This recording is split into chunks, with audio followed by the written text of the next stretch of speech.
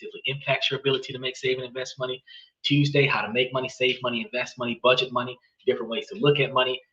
We were just talking about a two-part episode about cybersecurity, about how to protect your money, because when you allow yourself to put yourself too far into social media and the internet,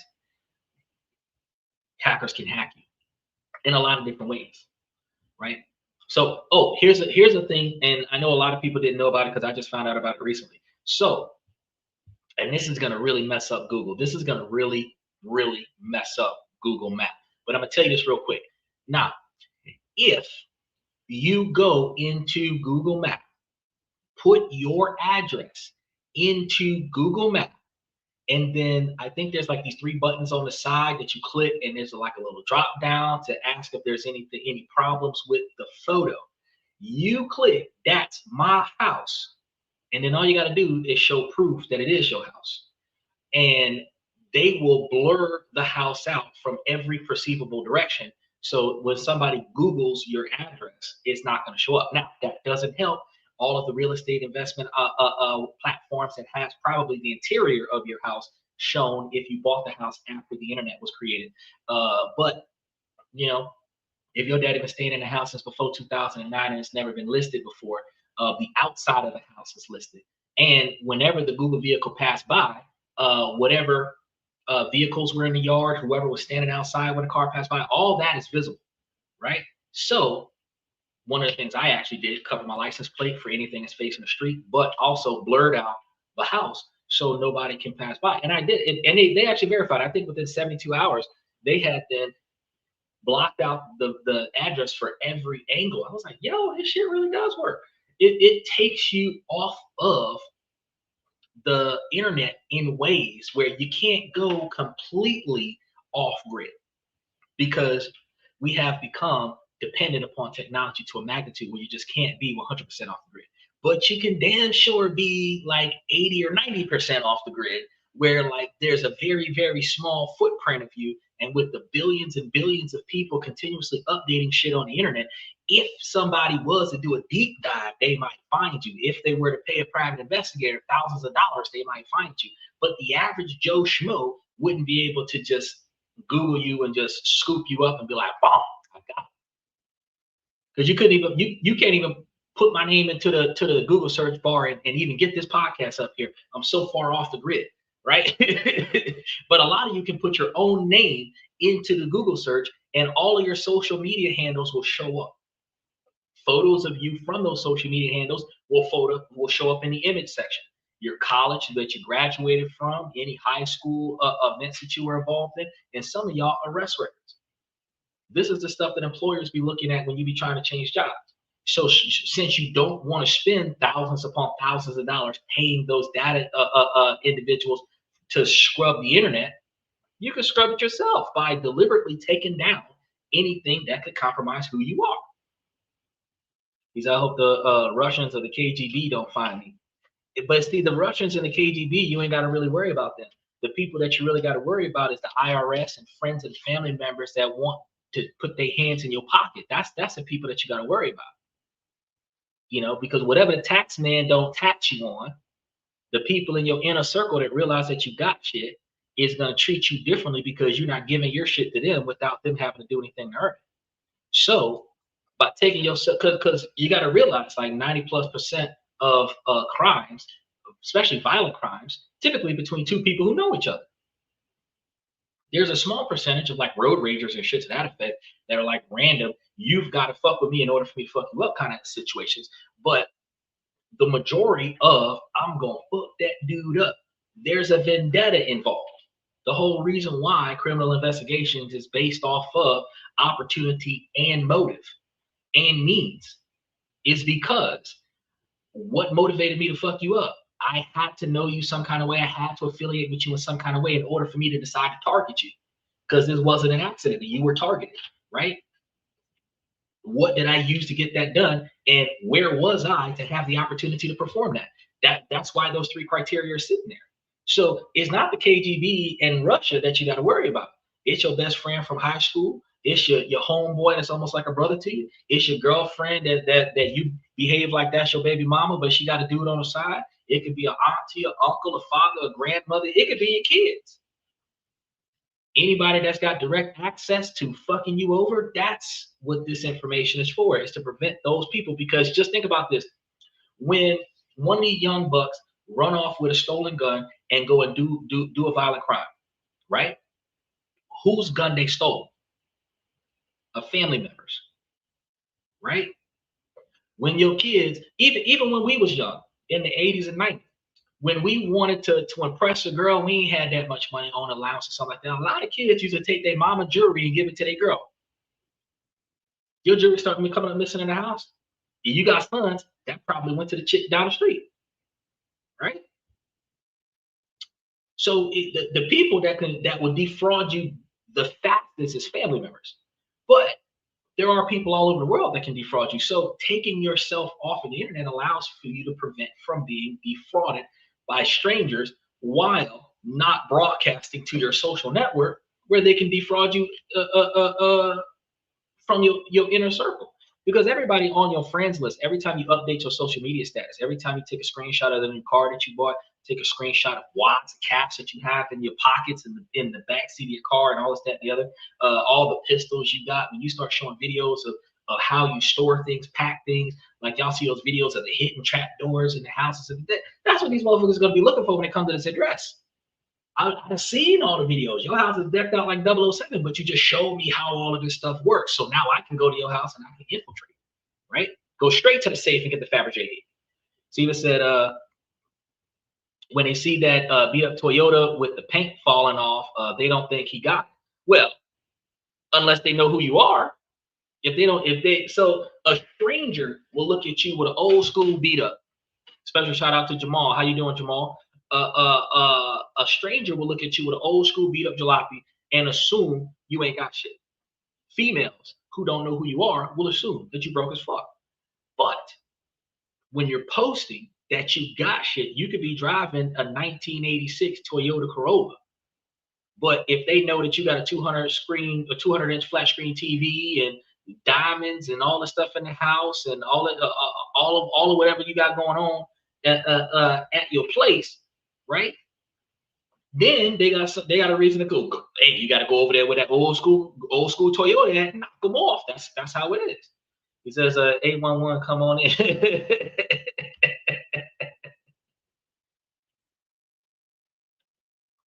Jamal says, shout out to everybody in the chat room. So I appreciate you, Jamal.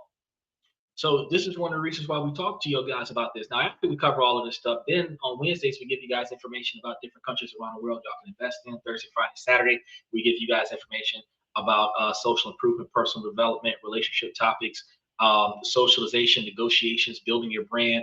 And then we take it over to the workforce and start talking about your raises, your promotions, your retirement, forced retirement, severance packages, and then working on your 20 to 30 year plan, because you got to figure out where you want to be at in life over the next 20 to 30 years. And you got to figure out what all it takes for you to get to where you want to be at, what you got to do to get there, and then start putting one step at a time, every day, every week, the effort necessary to make it to where you want to be at in the next 20 or 30 years. There's no reason why you should be living a life today with it ain't always going to be like this. I'm not always going to be here forever, but you're not putting one step towards being something else somewhere else. That just doesn't make any sense. Now, in tonight's show, we're supposed to be talking about how haters are secretly jealous of the Glow, about how, you know, haters are going to hate, and the people that really are jealous and envious of your success, for one reason, they know that they could have been just as successful, if not more, but they didn't apply themselves. Two, they missed out on an opportunity that both of y'all knew about, and they're just envious of the fact that you took advantage of that opportunity. Or three, people just don't want to see other people succeed. You know, they got all these things going on. So we're going to be talking about that today. And for those of you that's got something y'all want to throw in there, sprinkle some salt into the mix, by all means, y'all can throw some comments into the comments section. We can review this information and kind of, you know, come to an adjustment. That's a good idea. Don't start tomorrow, start today for retirement. Shit, should have started last week.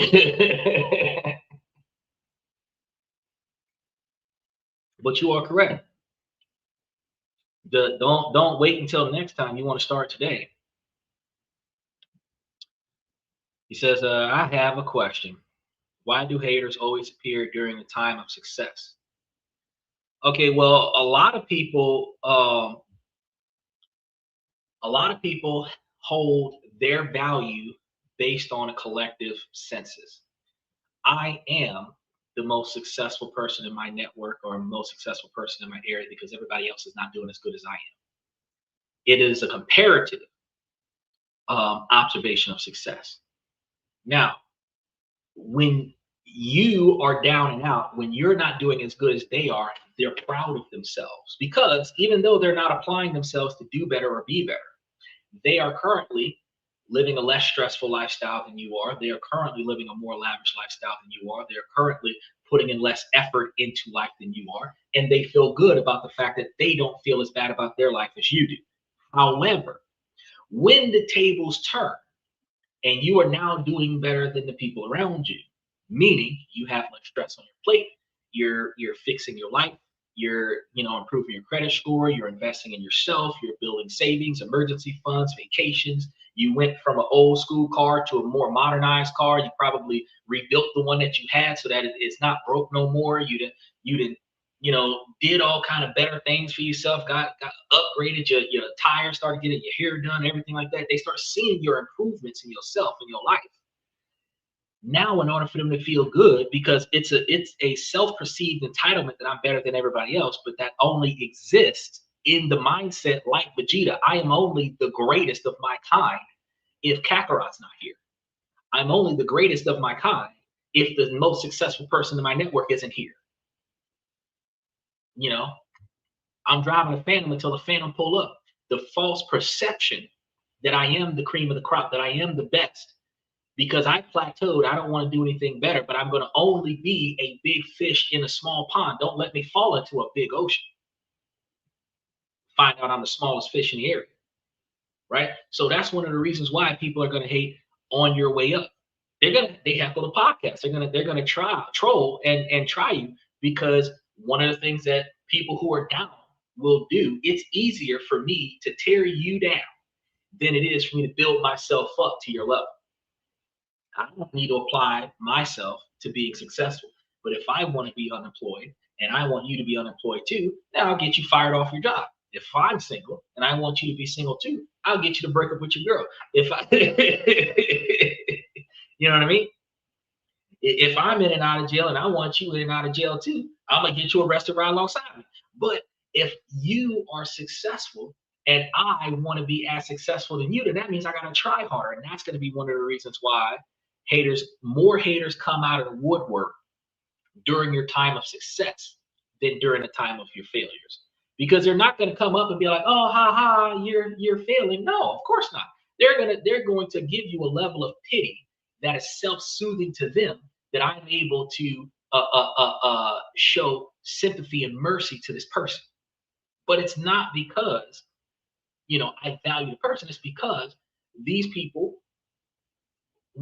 it's an egotistical thing. I'm helping you for my ego, right? Which is completely different from I'm helping you because you need it. I'm helping you because I can. Michael says, I love seeing people's success as they are not as successful as me. And that's going to be the other light of vanity and jealousy, is because you're proud of everybody's success until they start becoming more successful than you. And then some people start getting salty about that. Steven says, haters hate when you're up and down. That's true. Because if you were successful and you fell off, now's the time to rub it in. He said, have you seen Dave Chappelle's skit, Haters Ball? Yeah, I did. I also seen the other one when he was blind. What is your opinion on those haters that envy you for the smallest things that you get, even when they are wealthier and have better lives than you are? Well, first of all, the only reason why people know about the smaller things that you get in life is because you're bragging and boasting about it. So people are going to be jealous and envious of you because you are constantly promoting the things that you get. The lifestyle creep that people experience, we're going to be talking about that on the show today, based off of the keeping up with the Joneses mentality, the charging it to the Underhills mentality, where people believe that in order for me to consider myself as successful as you, I have to make the same purchases as you. I have to take the same trips as you. I have to live the same lifestyle as you for me to say that I am on the same level as you. And that's not true, because your lifestyle is your lifestyle and my lifestyle is my lifestyle. Now, there are certain areas of your lifestyle that is different than my lifestyle. And that's why, even if they're wealthier than I am, they might still find themselves envious of me, because I humble in my ability to have what I need, where I don't have more frustration, more stress, and more obligation on my plate. I might have a less stressful life with less income, where the other individual might have more stress on their life with more income, right? Because understand that there's a difference in the definitions of true wealth. You have the financial success, where you have more money than what you have bills and stuff. And then you have the lifestyle success, where you have no stress, no frustration, and you have a self-sustainable income, where you live within your means. You have what you need, and you don't want much more than that.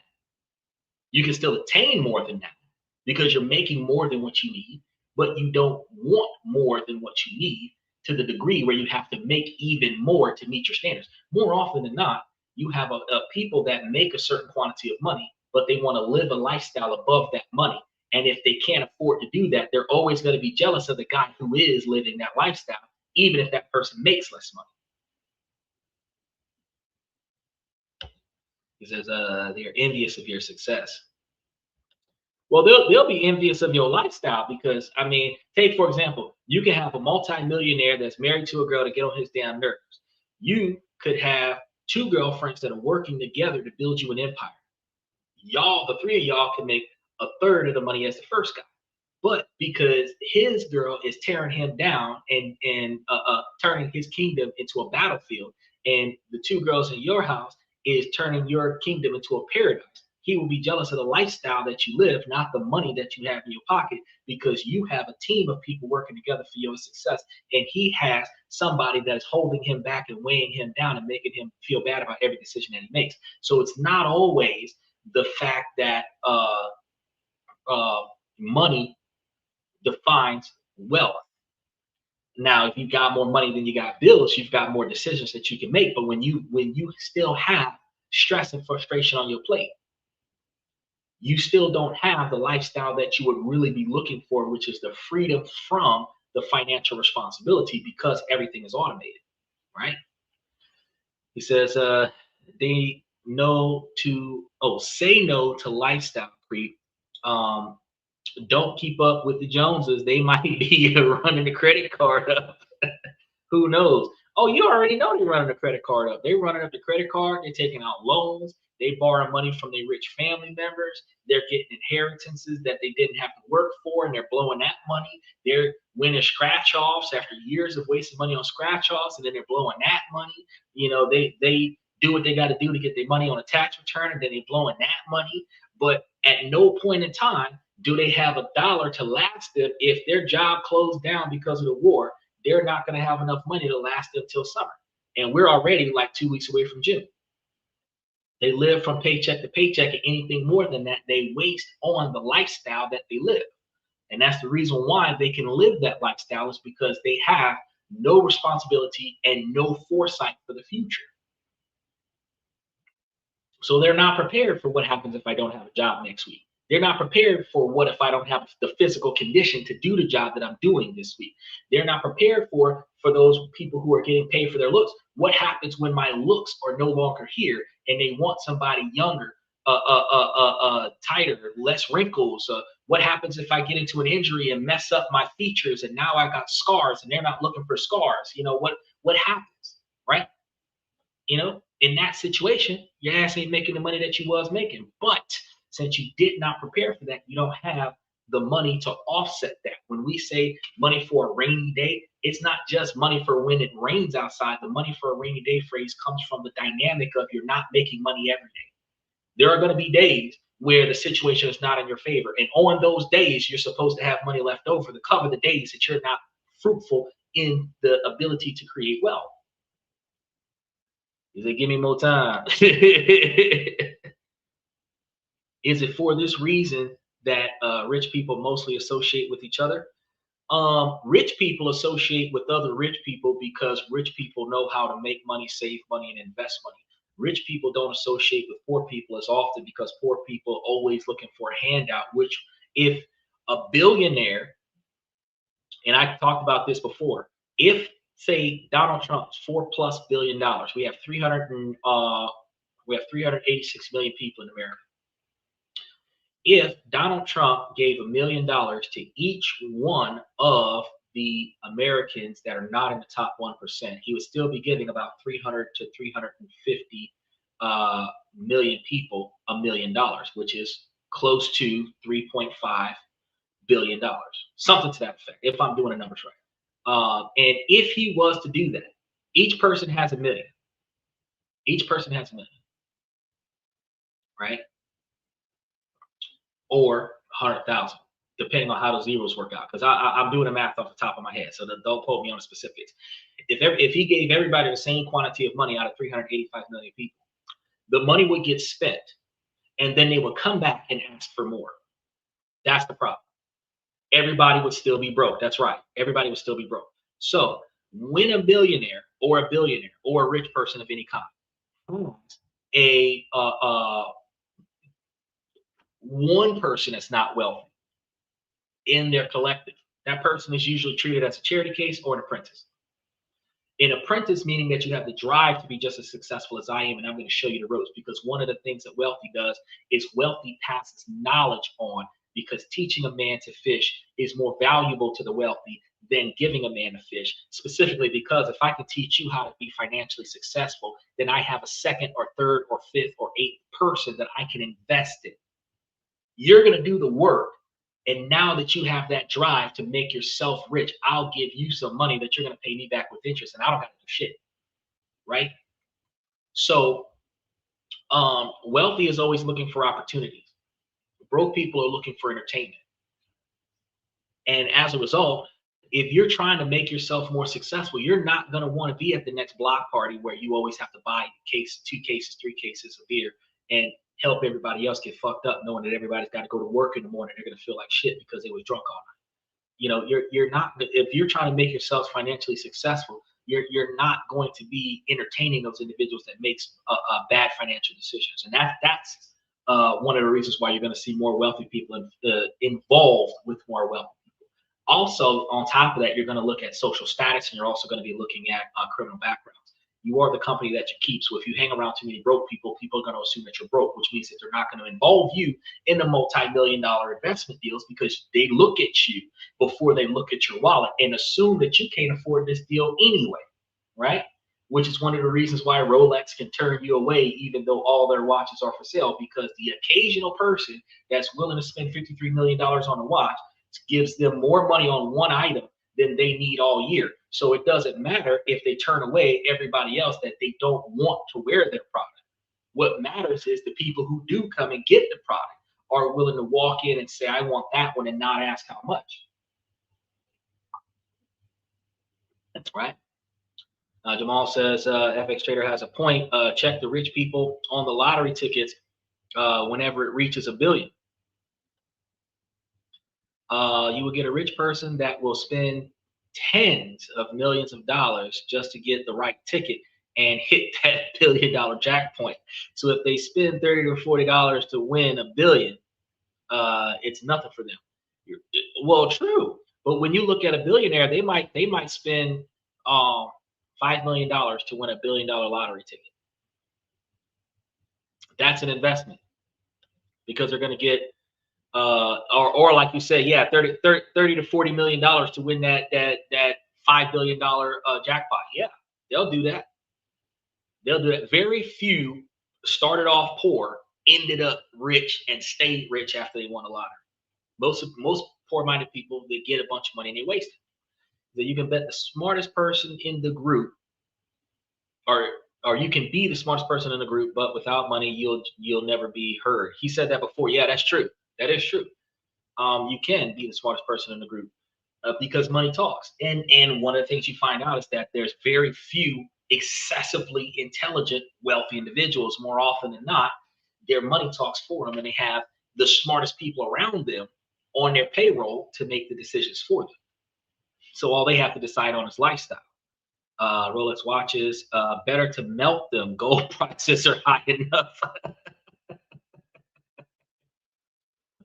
Millionaires don't pay the lottery. Well, you and I know that, Michael, but just hypothetically, it would be the thing. Well, first of all, millionaires don't have to pay the lottery because they're millionaires. But if you look at the opportunity, it would be to get that billion. They would throw it down and get more back than what they put in. That would be the logic behind it. I don't play the lottery, but if I did come into some big money, I would be that millionaire that still mows his own lawn. I'm not mowing my own lawn, but I would invest enough money into a brokerage account so that my brokerage account can pay my lawn care guy so that I don't have to mow my own lawn. Michael, they do invest in when they play to hit that billion or 2 billion or whatever. Oh, okay. So there are some situations where some less savvy, more risky individuals that have millions will throw down on lottery tickets and potentially hit those billions. And out of the ones that do that, they do turn back and get more money back off of it somewhere than what they did when he went down. I can see that, but yeah, I'm not gonna I'm not cutting my own grass, bro. I walked out there yesterday and I was like, huh, I wonder how I'm gonna get this lawn guy to water the yard and how that's gonna impact my water bill. Because I'm not doing it. How often per month do I need to waste a couple gallons of water onto the yard to make my grass grow? Or just throw some fertilizer down and just let the rain get it. I don't know. $1 for a possible billion. That's the thought process, but it's a dollar wasted because the probability of 1 in like 7 billion or 1 versus 80 billion to win, right? The odds are so far stacked against you that you'd have to buy too many tickets in order to turn a profit for the average person. The rich people know how to invest and when to invest and how to invest because they know that they will come out as winners regardless of the outcome. Yes, and when a high financial status individual has the capabilities to put their money down on a gamble where the odds of success is based on them buying every opportunity. If the cost to buy in is less than the payout, they'll buy the pot. It's like going all in on a game of Texas Hold'em when you have 3 times more than everybody at the table combined. It's easy to buy the pot because nobody else can call. They get a hose and one of those back and forth sprinkler stream things. That's what I was considering too. That's exactly what I was considering. I would have to get a longer hose though, but that's what I was considering. Getting one of those things that goes back and forth and just kind of gets the majority of the yard. But I haven't gotten that far yet because I know I'm going to be out there watering the yard. If you don't play, you won't ever have a chance. Yeah, but I'm not playing. I don't need that chance. Casinos are not built on winners. Of course not. Casinos are made 60% success rate, but not 60% profitability. You go in there with whatever you're going in there with, you're walking out with far less than what you walked in with, and sometimes you're walking out owing the money, right? That's just a thing.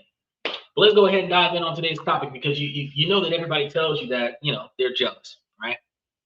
Don't pay attention to them; they're jealous, right? The second that you guys start to glow, the second that you start to succeed, the haters just crawl out of the woodwork like roaches, right? And the advice is always the same thing, isn't it? Oh, don't worry about them. They're just jealous. I mean, it's meant to be comforting. And it's going to be a simple band-aid for the sting of a backhanded comment that subtly nubs from a friend where that the outright venom that you see in the comment section is really seeping into your observations, and it really pisses everybody off when they experience this, right? He says, I read some of quotes and notes from a rich man named Robert Kiyosaki that said, if you want to live rich, you must learn the system to beat the system and be a statistic, not be a statistic. What's today's topic? Oh, today's topic was about haters hating. That's why we kind of got on the side topic. Because as soon as I introduced what the topic was, like people started talking on it. James knows it. Yes. I can agree with that to a degree. You must learn the system to beat the system and not be a statistic. I have talked about that on some level, that to not be a statistic in the system, to know what the system is and navigate around the system. I don't believe that you should be trying to beat the system. And from a minority standpoint, the reason why I say that you shouldn't be trying to beat the system, because the system wasn't designed for you. Me and my ancestors came here on a ship, lied to you, told that we was gonna get a free Caribbean cruise, and when we got here, it was not free. Not to mention, we rode all the way here, so it wasn't a cruise. But when we got here, we were property. So since we were property, all the laws and rules and everything that was created wasn't created for us. We were born into it. First, second, third, fifth, eighth, 10th generation minorities. So you learn how the system is, and you don't learn how to play the game so that you can play the game and win it. You learn what the game is so that you can avoid the pitfalls of playing the game. A lot of people who know what the speed limits are on the interstate only know what the speed limits are on the interstate so that they can know how fast they can go before they get a ticket. A lot of people pay attention to the accessibility of the roadside of the interstate so that they can determine that a cop couldn't park here if they wanted to. I can speed in this area. But we're not learning the laws of the road so that we don't get a ticket. We're learning the ability to navigate around the fact that we don't want to get tickets. It's going to be the same thing with making money. You want to know where the pitfalls are in the system so that you don't lose out on your investment opportunities while trying to be in the system. He said, sorry, Michael, we went from haters to success. That's what he's doing on a show on a regular basis. We go from haters to success. But rules are changed all the time. Rules are not necessarily changed, because ultimately in society, we create an outline of expectations. We call those outlines of expectations rules. And then that becomes the traditional performance. And then we do not like change. So since we do not like change, we refuse to accept new ideas and new outcomes from new ideas because we don't like doing things differently. That's the way it's always been. That's the way we should always keep doing it. And it worked in the past. Even if it's not working for other people now, it was working for me in the past. And that's why people don't like change, and they consider those rules. Now, truth of the matter is, there's no true rules to investments. There's no true rules to savings. There's no true rules to budgeting.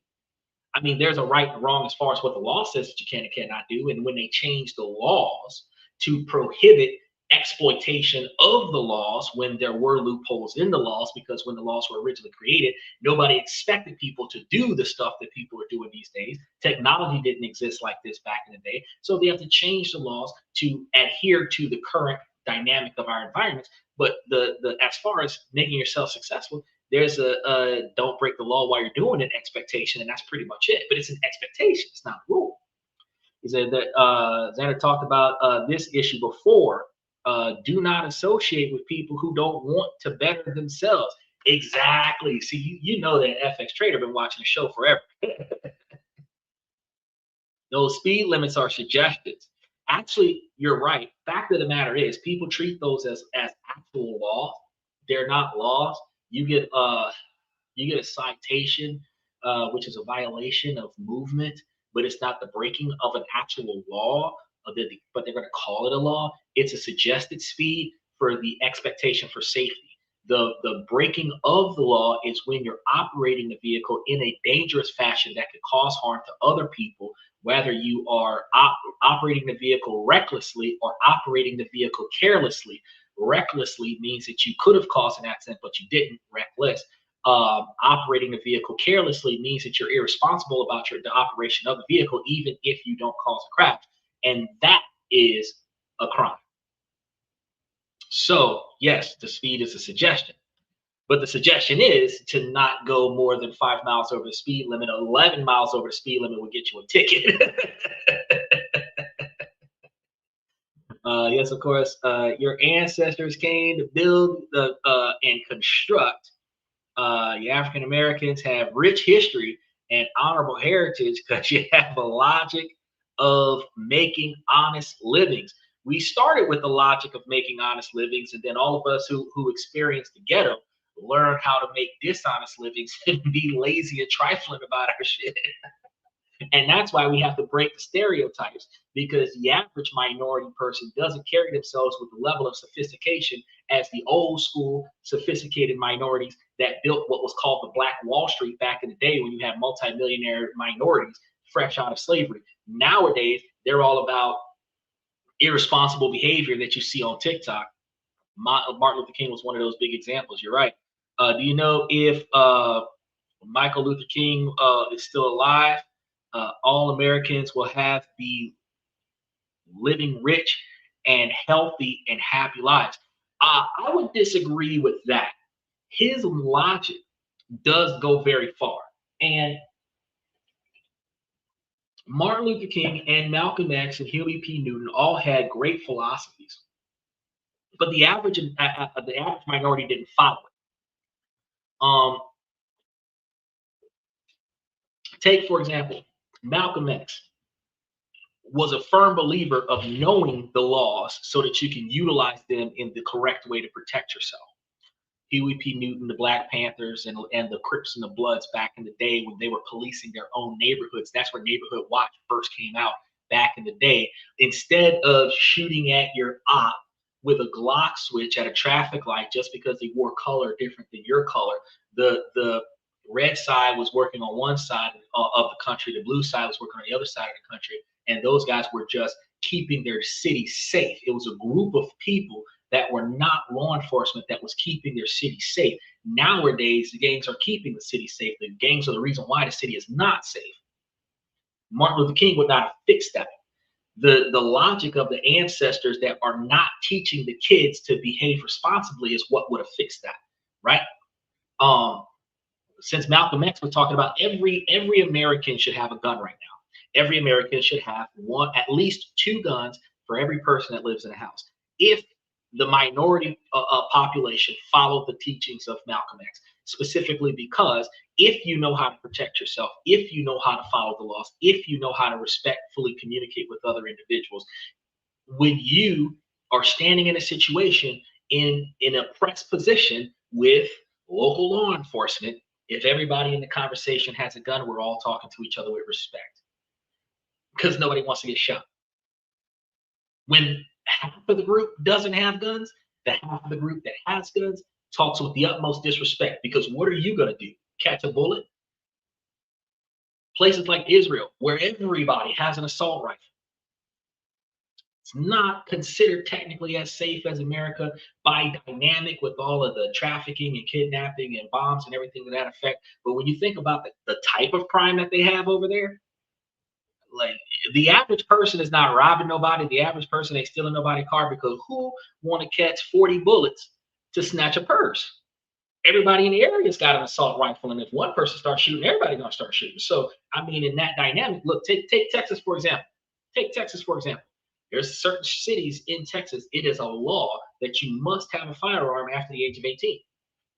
Those cities have less gun violence than every other city in America that has more gun restrictions that doesn't allow you to have all those guns. So back to Martin Luther King.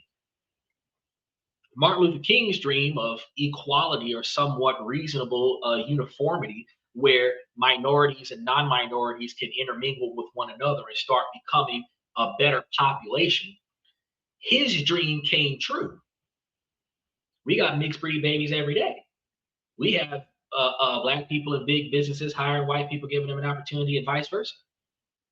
But he taught or tried to teach the average African American person to not be heathenistic so that we can break that stereotype of being low class, low grade heathens, so that when the population watches the heathens perform, they can clearly see it ain't us. So the World Star moments, the Waffle House batches, those everybody in the street fighting and people with the video camera recording all over the place videos. The low grade, low class individuals that are caught up in those videos, typically minorities, were not taught what they should have been taught, because if they were, if Martin Luther King's teaching was in their household, then them kids would not be fighting in the street. Their parents would not be fighting in the street. Their parents wouldn't be encouraging the kids to fight in the street. We would be able to communicate on how to resolve whatever disagreement that we have. We would legit be like Kevin Gates, having a sit down where we would literally sit somewhere and talk about how this bullshit gonna get resolved so that we don't have to bust each other's ass. You understand? That would have been the teachings of Martin Luther King if we were gonna take the hand in hand and all of us come together and thrive, all of us work together to succeed. Yes, if poor people stopped doing stupid stuff, we would no longer have a poor class. It would be a less rich class, but we would no longer have a poor class. We would have like a financial standing like Dubai, where everybody would be wealthy. But even Dubai got people who flee the country for bankruptcy, because in Dubai, it is a crime to not pay your debt. In America, who gives a fuck? Staple it to my credit, right? Big difference.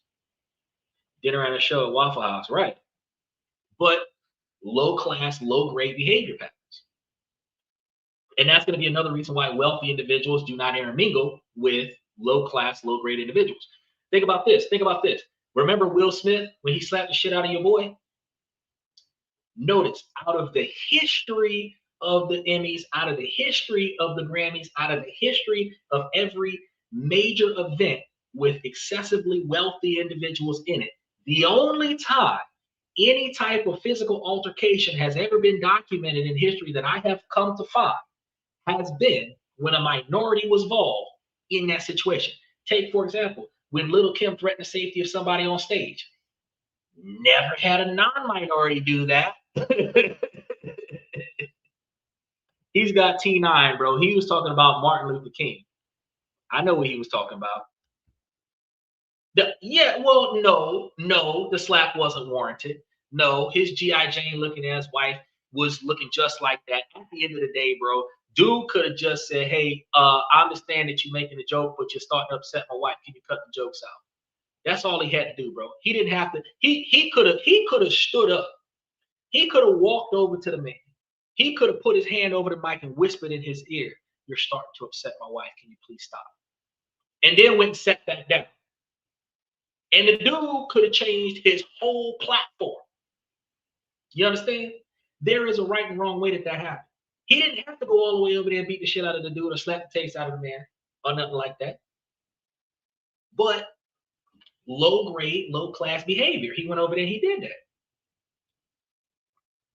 He could have, without getting out of his chair. He could have, while the camera's not on him, he could just some stuff like that, just to, hey, no, stop it. And dude would have looked at him like, all right, and cut it out. Right? But he didn't do anything. He let it continue until his wife got upset about it. Not everybody can handle being roasted, but that's what celebrities do. They roast each other. Right? Is it Michael mistake keyboard sometimes misspelling? Yeah, I know it happens all the time, bro. That slap said back people back. I think it set us back 100 years, bro. I think that slap put us all the way back into the slave days.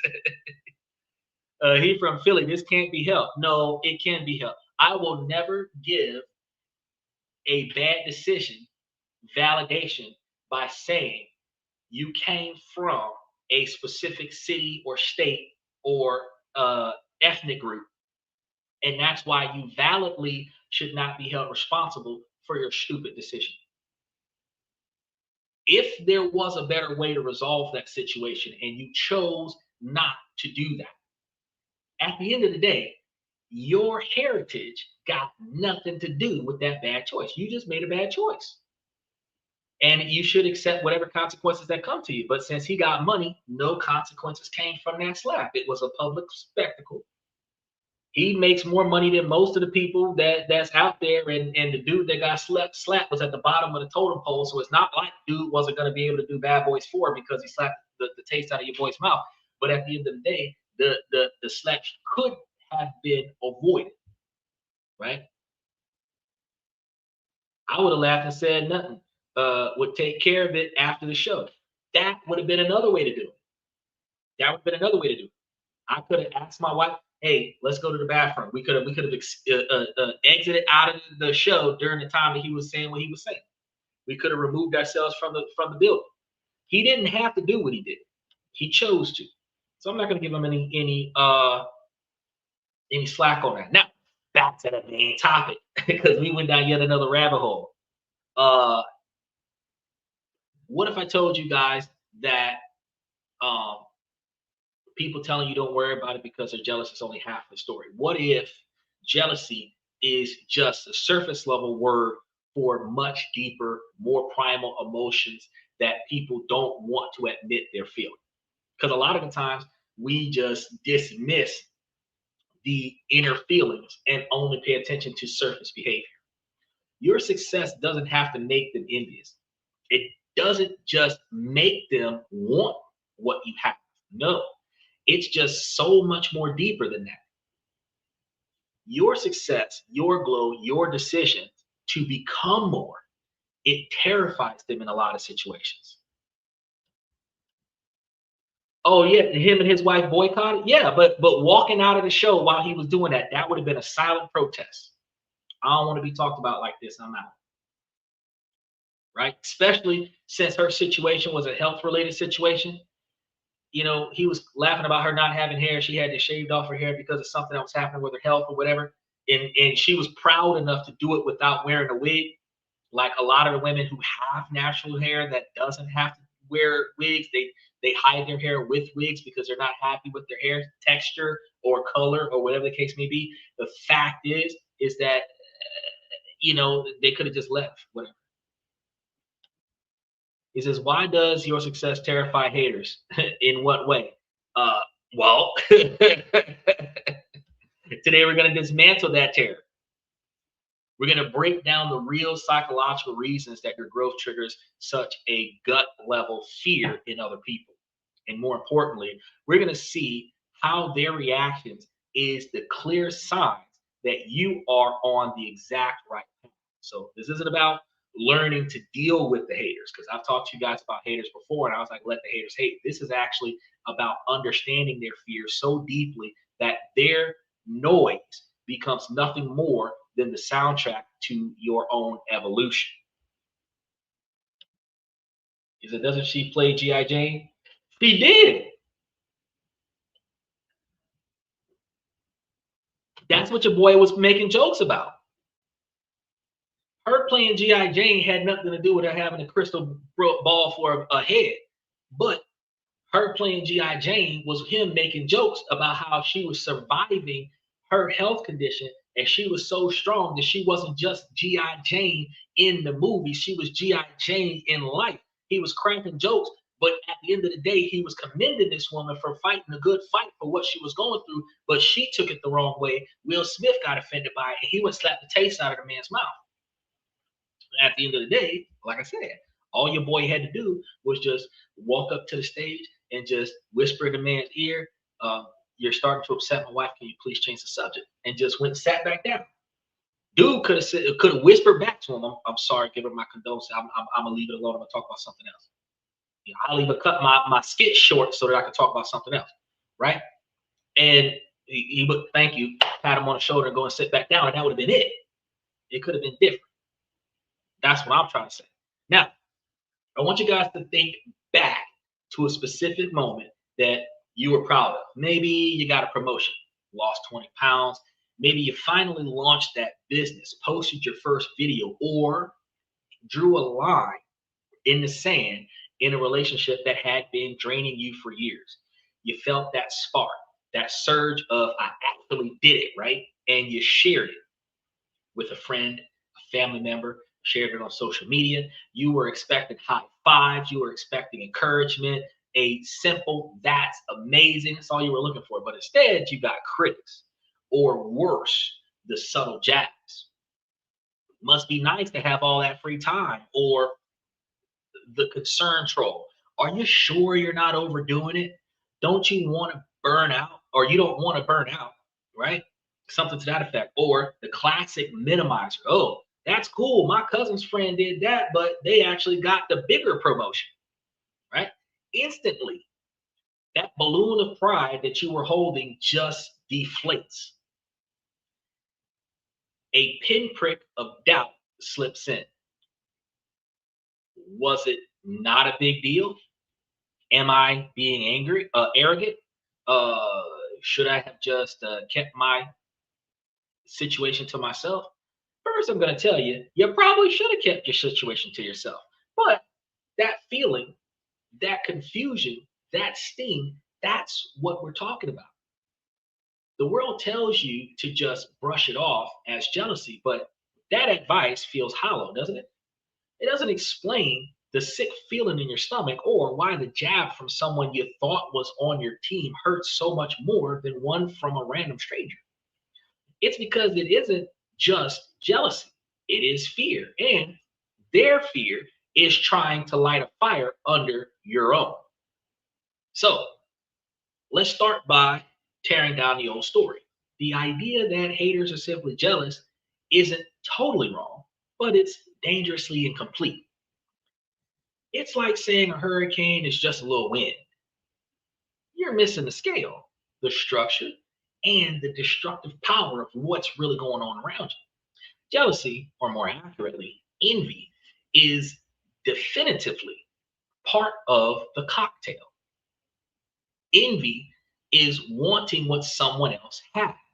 Your success absolutely triggers that.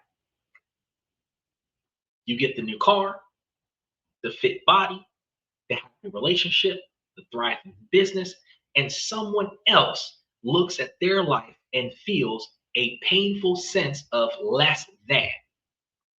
As we were talking about earlier, it's a basic human comparison game. We're sort of wired to see where we stack up in society. Your raise can make someone else feel like they've dropped, but envy alone doesn't create a hater. Envy can actually be a powerful motivator. A healthy person might feel the pain of envy and think, wow, their success shows me what's possible. What can I learn from them? How can I apply that to my own life? They turn that envy into inspiration. The hater is going to be different. Is that I've learned to minimize my success and not tell people what I'm doing. Now, a lot of the times, I don't really believe that we should hide everything that we do in our lives, but I do believe that we should not broadcast every single success that we have in life. And the reason why I believe that we shouldn't broadcast this is because the more somebody else knows that we have, the more that somebody else is able to take from us. Most of us can remember a time in our lives where we did stuff that we probably would not do today. And some of the people that are still in our lives today know about that.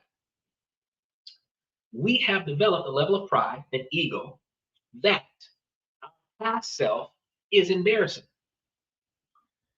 If the people that we keep in our network, that we made bad choices when we made friends when we were growing up because we didn't know any better, gets jealous enough, envy enough, bitter enough, that person can take our past self and broadcast it to society and devalue us, knock us down a couple of pegs because they don't want us to shine so bright. Now, I understand you shouldn't have to minimize your success, but you also shouldn't have to brag about it. If you got a promotion and now you're not going to be as available as you used to be because now you have to spend more time on a job, you went from 40 hours a week to 65. you're able to tell the people that it impacts. Hey, I'm not going to be around as much because I got a promotion on my job. However, posting up on social media, I got the promotion, $15,000 a year bonus, 3-week vacation, 45 days of PTO time, blah, blah, blah, blah, blah, blah, blah. That part, I don't think we should be doing.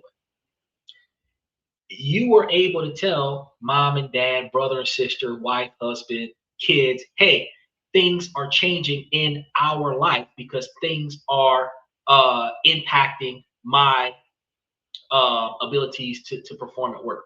So I got a raise, I got a promotion. I might have gotten a raise to a position that requires us to move. Yes. So I'm going to tell the people that that impacts, right? But you also have to treat your success the same way the military treats their deployment. I can't tell you where I'm going, but I can tell you that I'm leaving. I can't tell you how long I'm going to be there, but I will come and see you when I get back. If I get a Medal of Honor, I might send you that Medal of Honor, but I'm not going to tell you when I got it, how I got it, or what I did to get it. You understand the difference between need to know and exploitation, self-exploitation. The difference between the two is the difference between putting yourself in a position to experience negative backlash from society versus only articulating the things that you need to articulate. Do both jealousy and hate come from narcissism? That's an interesting question. So a lot of times, so there's a level of universal toxicity in our society where people automatically want to throw narcissism into the fold, specifically because uh, narcissism is perceived as something negative. There are levels of narcissism in everybody. Your ability to have high pride for yourself unnecessarily is a level of narcissism. Okay. There are positive levels of narcissism, and there are negative levels of narcissism. There are negative levels of narcissism where you are superimposing your ego on somebody else in some way, shape, or form. But there are positive levels of that where you are not allowing external individuals to negatively impact your self-esteem. Everybody else can treat you like shit, and you can still walk in a room like the best thing since sliced bread. And that is a level of narcissism. So to answer your question, does jealousy and hate stem exclusively from narcissism? No. Does how jealousy and hate get retaliated to or replicated or projected back onto you from narcissism? Possibly. But narcissism is not the core fundamental cause of jealousy and hate. And what you do about the jealousy and hate isn't going to be projected as a form of narcissism. He said, even millionaires and billionaires compare themselves to each other. Right.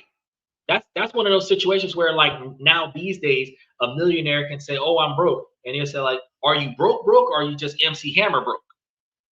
There's a difference, because MC Hammer got like $5 million, but MC Hammer's, in a sense, from $53 million down to $5 million, he's broke. The IRS came and repossessed all of his shit. It says makes sense. So narcissism is not necessarily negative. No, narcissism is only in a negative connotation when your narcissism is utilized to negatively impact somebody else. But take, for example, every woman in society that calls themselves a 10, that's a level of narcissism. Okay, honest to God, it's a level of narcissism. The ugliest chick in the room can call herself a 10. And you realize that's gaslighting, right? Which is a level of narcissism. She could be overweight. She could be too short. Her face could be fat. She could not have enough hair on one side, too much hair on the other. She could have a mustache. She could have 3 stomachs, things that men would say is unattractive, and she would still call herself a 10. Why? Because she has high self-esteem and she has high pride in herself, and she believes that in spite of how she looks, she still looks the best that she possibly could be. And that is a level of self-pride, which is a level of narcissism. However, truth be told, if socially the accepted size is moderate to slim, and you are beyond moderate, you are more overweight, you can't lie and say that you're a 10. Yeah, and every woman that puts on makeup, every woman that attaches hair to their scalp that they bought from the store is not a 10. The odds of a guy wanting to sleep with her might be 10 out of 10, but the fact is that those women are not 10s. They're not 9s. They're not 8s. There's a 3-hour time limit from the time they get out of bed till the time they put their face on. They're not 10s. But they will call themselves 10s. That's gaslighting. When they take off all the makeup, when they take out all the hair, when they take off the eyelashes, they got the big poppy Kermit the Frog eyeballs, the mustache on their face, they got pimples all over the place, they got scraggly hair everywhere. You know, when they take off the girder belt and they go from having an hourglass figure to looking like an M&M. I mean, at the end of the day, they did what it took to look attractive, but naturally rolling out of bed, fresh out of the shower, they don't look like that. At the end of the day, they're not 10s. That's a level of narcissism, but they have high pride in themselves, right? He said, I'm a 10 because I know because I know grade me less. Yeah, you're right. A lot of people grade you less, you know, because it depends on what their scale is. On a scale of 1 to 10, based on certain criteria and certain factors. How does a school system today deal with this problem? It tends to give excessive praise to kids for substandard results in order to keep their morals up. Actually, the school system doesn't do anything about this. The school system has this no child get left behind situation. So they'll just pass you to the next grade because of your age. They don't want to have 16-year-olds in the same class with a 9-year-old just because that kid's not learning. So what they'll do is that they might hold you back 1 year. They might hold you back 2 years at the most over the course of 4 years. But they're not going to have you at 17 in the same class as a 14-year-old. They're not going to do it. They'll put you in the remedial classes, you know, separate you from the other people in the grade level, but they're not going to motivate you and keep your morale up. You're going to be sectioned off as a lost cause. They're going to prioritize the students that are learning, the honor students, the AP classes. They're going to the ones that are striving for better, the ones that ask for extra credit not to keep their grades up, but the ones that ask for extra credit just so that they can learn more. They're going to prioritize the students that apply themselves. When it comes down to how people carry themselves in class, we don't have school uniforms, but the schools do have a dress code that prohibits too much provocative dress. And they do have somewhat of an anti-bullying dynamic, but at the end of the day, the reason why a lot of schools was getting shot up was because the adults didn't give two shit about the kids that were suffering. That's the reason why the kids were shooting up the school, because they were being mistreated by their peers. The teachers did nothing about it, and the kids took it out on the other kids in the school. But there was no scenario where the teachers put a stop to the behavior, expel a student for bullying. It doesn't have to get to the physical fight. You want to act, you want to talk trash about other kids, go to another school, right? They don't do that. And most parents would protest that. No, my kid deserves an education too. You need to teach him how to behave before you bring him to school. Because if he's coming to school and talking to the kids like this, he needs to stay at home and you deal with it, right? But when schools start doing that, you start getting private school status. So the school is not going to deal with jealousy and envy, because you got to understand the competitiveness of public school, the competitiveness of private school. They encourage haters. They encourage jealousy. They expect, well, if you're jealous of little Timmy's A, you need to study harder. Actually, teachers right now, most schools that you go to, the teacher will praise the child that did the best, not give two shits about the child that came in number 2. The best kid in the class, oh, congratulations, give him a round of applause. But the kid that got the 50, see me after class. That's it. That's it. That's it. The school does not show. So when it comes down to sports, everybody gets a participation ribbon. So you just for showing up, you get a little blue ribbon. So you got the gold trophy, the silver trophy, the bronze trophy, and a blue ribbon for everybody else. But for anything that's not athletics, oh no, it's highly competitive. It's highly competitive. So yeah, it's going to give excessive praise to the kids that are they're not giving it to the kids that are substandard. They're giving excessive praise to the kids that are excelling, and the kids that are substandard, you know, they're just like, you're still here. He said, I'm an 11 because I know the world will call me less. Okay, good job. So the social promotions of grade. Yes, that's right. You're a special education student. That's exactly what they're going to do. Oh yeah. So if enough of you failing and not it becomes a learning disorder, and once it becomes a learning disorder, you become a special ed student. So if you're 3 grades behind, now you're in the class with the kids with the short bus. That's what that's what happens there. In Korea and Japan, healthy foods are given to kids since pre-K because they believe that good nutrition supports good education. What about USA? That still serve frozen food to kids in public schools. Uh, in Korea, Japan, China, Taiwan, Taipei, they actually use education as a way of life, culture kind of thing. So kids learn all the time. Kids are exposed to learning before they learn how to walk. So kids are not developing the mindset that learning is work. They develop the mindset that learning is fun and a way of life. As a result, they want to learn. Then they're taught the competitiveness, and the competitiveness comes with praise. So the better you do, the more rewards your parents will give you. The better you do, the more rewards the school will give you. The more authority to do things that you otherwise would not be able to do, that the school will give you to give you praise for being competitive. A lot of the schools in Asia have like every kid in the school, and they will put all the grades up for every kid to see, from the smartest kid in the school to the dumbest kid in the school, and everybody knows who's the top kid in school. Well, I want to be better, so I want to be that top kid, and that's good. That's what they're doing that for. They're going to motivate everybody. You got certain schools that are separating kids based on their performance. Class A is the smart kids. Class E is the failures. Now, if you're in Class C, everybody knows that you're an idiot because only the idiots get put in Class C. Back to the main topic. A hater doesn't transform envy. They weaponize the envy. They let it rot, right? For the haters, envy is just kindling in them, right? The real fire, the roaring inferno that fuels their negative energy is terror. They already got the haterade in them, right?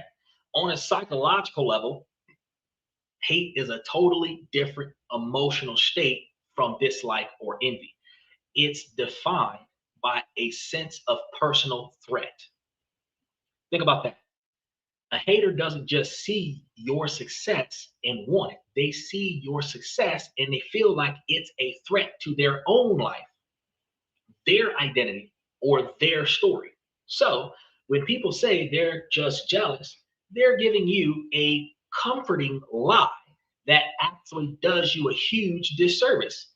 It stops you from understanding the real dynamic at play. It prevents you from seeing the haters' reactions for what it really is: a giant flashing neon sign pointing right at the source of their terror. And that terror is all about you changing the game, not just for yourself, but for them too. Your success holds up a mirror, and they are terrified of what they're looking back at, right? This is almost like those situations where you got a bunch of husbands in a room with their wives, and one husband comes in doing things that all the other husbands don't do, and then all the other husbands get mad because now they got to step up their game because they got this one dude that's overachieving for his wife. Those guys hating on this dude because it threatens their position, because now they're going to be perceived as less performing husbands because they could have been doing more this whole time, but they're not. The wives are able to observe potential because they're looking at a more applied husband in the group. And women are going to be, by comparison, like, well, why you ain't doing that, right? So, what are haters so afraid of? Let's dissect the terror piece by piece. This isn't about making excuses for them, because I don't like making excuses for anybody. This is going to be about giving you an owner's manual to their brain so that you can finally neutralize their powers over you. The first reason, your success obliterates their excuses. And this is going to be a big one, because for so many people, life is a carefully built fortress of excuses. I can't get in shape because I have bad genetics and no time. Can't start a business because the economy is terrible and it's too risky. I can't leave this toxic relationship because it's complicated and being alone would be worse. I can't change my art because you can't make a living from it. Y'all remember the 80s and 90s when minorities used to say, oh, we live in the hood because the man is keeping us down? And then Obama became president, and that was no longer an excuse. That's exactly what's going on here. These aren't just reasons, they're walls. They are the walls of a comfortable prison they've built for themselves. Inside that prison, they're safe from failure, safe from judgment, safe from the terrifying vulnerability of trying and then not succeeding.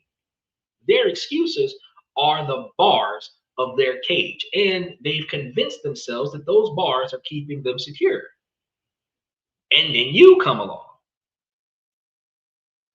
Steven says, I have big bones and the economy is not at its peak. Yeah, a lot of excuses. But that's one of the reasons why when people come and tell me, oh man, I got to pay off this bill before I start investing. Man, I got to pay off my truck. Man, I got to pay off my house. Man, I got to do X, Y, and Z. Bro, you could be drowning in debt. And you can still take $75 out of your money and start building your brokerage account right now today, so that by the time you finish paying off your debt, you got a stack of cash on the side. If you blame what you're not doing on factors beyond your control, that's your excuse to not apply yourself to being successful. But if you blame, because you got to understand, people tell you all the time, oh, you got so much potential. That's a compliment and an insult. Because scientifically speaking, potential is the ability to do something that you are currently not doing. Potential transitions into kinetic when you start doing what you had the potential to do. So until you start operating on your kinetic energy, you are actually failing yourself, because you got so much potential, because there's so much shit you're supposed to be doing right now in your life, but you have no motivation to start.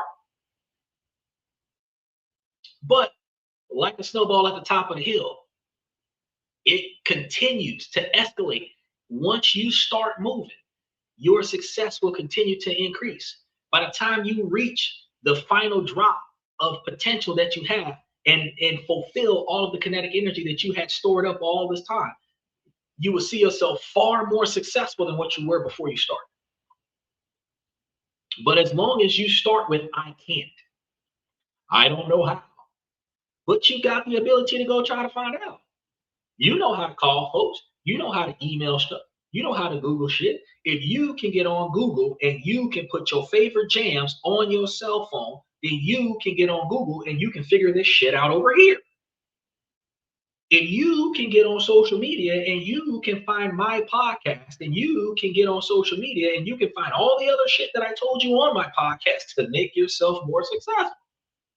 So I can't, because you're taking your lack of effort and shielding it by a situation beyond your control.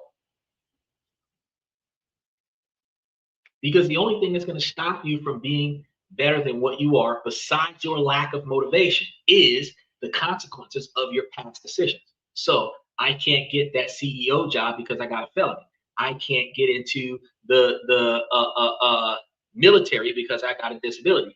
I can't get that FBI or CIA job title because of whatever, because of the way I got fired on one of my jobs once before. If that's what's going on, where your past decisions set the par for your future outcomes, now you're just accepting the consequences of bad decisions. But for you to say that I can't find a better job than the one that I have now, that's because you're not trying to change. For you to say, well, I can't increase my wealth because I don't have enough money on my job, like I'm not making enough hours or whatever, because you're not looking for another way. I've given you plenty of ways over the past year on how to start up a business on a computer and get paid like a side hustle, where you start turning money into money, where you can ultimately go from this being a hobby to this being a primary source of income, where you can work for yourself instead of work for somebody else. So the fact that you're still not working for yourself when I'm working for myself, you got to understand, you could be, you're just not. Right? So one of the reasons why, and I love this, I love this, I love this. This is one of the reasons why we talk about haters hating. So because this podcast is starting to be way more successful than what people would prefer it to be, they will come in and they'll do things like troll the show and then double back and try to get the show taken off the air. And I'm just like, sure, tap dance on up in here. Let's get And this is why. Because as I'm sitting over here talking about how they're failing in life and I'm succeeding, they're in a position where they are jealous of and envious of and terrified of my ability to maintain success for numbers of years. And they want to come onto the show and troll the show. I love that piece. Clearly, it's going to end up being edited out after the show, but I love that piece. But look, like I said before, you're going to become the living, breathing proof that their excuses are not fact. They're going to be their choices. So your accomplishment is a glaring spotlight on the flimsy nature of their story, right? And that is going to be terrifying, because if their excuses aren't real, what does that say about them? It says that their stagnation isn't a result of circumstances, but of their own inactions. It means that they aren't a victim of their own stories. They're the author of their own failures. And that level of personal responsibility is the heaviest weight in the world for someone who has spent their life avoiding it. The same way this troll has absolutely nothing to do with his life, but project his failures onto a podcast of excessive success. So, how did they react to it? Well, what you just saw. Do you think that they're going to thank you for showing them the way? Of course not. You think they're going to get inspired and start climbing the ladder with you? Of course not. A few might, but as you just seen, not too many will. A hater, that would mean admitting their entire worldview was a lie. This guy is a failure living in his mom's basement off of his stepdaddy's income. And he can't do nothing other than wait his turn on the podcast so that he can, for the life of me, call himself trying to troll the podcast, right? It's psychologically easier to attack the evidence than to change their beliefs. So they're going to attack me. They're going to attack you too. She's only fit because she's obsessed and they have no life, right? Translation, if I admit she made time, then my no time excuse disappears, right? He only got that promotion by sucking up, right? Translation, if I admit his hard work paid off, my the system is rigged excuse falls apart. The guy tries to throw some stuff up on my show to try to get me banned so that he doesn't admit that the reason why he's a financial failure in life is because he makes bad decisions. While he's looking at a group of people that have come together and actually started building themselves up and learning and growing from investing in themselves and taking the information that I provide to them so that they can invest in themselves. Right?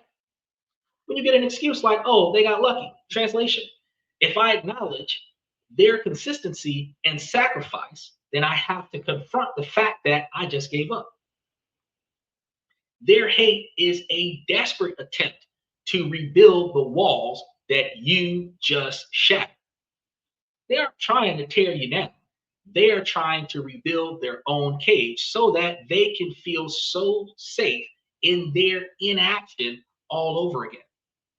Your success is a referendum on their choices, and they are terrified of the verdict. Number two, you broke the unspoken social contracts. Every social group, family, circle of friends, workplace, runs on a set of unspoken rules, social contracts. A very common clause in that contract is you stay small so I can stay comfortable. Think about the before version of you, the version the haters was comfortable with. Maybe you were the funny one who was always a lovable mess. Maybe you were the reliable one who always complained about your job but never did anything about it. Maybe you were the one who always went along with the group, drank a little too much on the weekends, and gossiped about the same people. In that dynamic, everyone knew their place. The hater had a role, you had yours, and maybe their role was to feel slightly superior than you, or to be the helper to your mess, or just to feel normal next to your shared struggles. The same way this dude had an emotional breakdown on live TV, live podcast, because he came to a podcast that was on for almost 2 hours talking about how we can better ourselves and how other people decide not to better themselves. And you can't give them an excuse for not bettering themselves when there's so many options out there. He waited his turn to get on the show so that he could tell me, fuck me. And I'm sitting over here looking, fair enough. It speaks for itself. He could have got on the show and said something enlightening. He could have got on the show and said something positive. He could have told us a story about one time where he used to be down and he came up, and then other people around him felt bad about his success. And he could have talked about how he overcame that, how he detached himself from the negative people in his life and actually started having better people in his circle. No. Instead, he wants to do something negative. In the movie, playing in their head, you are a supporting character, perfectly cast to make them the main character and also make them feel good about themselves. Then you decide to rewrite the script. You stop being the mess, you stop complaining and start doing. You stop gossiping, you start working. You traded last night's out for early mornings in. You, in essence, broke the contract. This is not a small thing. To the hater, this feels like a betrayal. They don't sign up for this new version of you. The new, successful, glowing up you messes up their roles in their stories.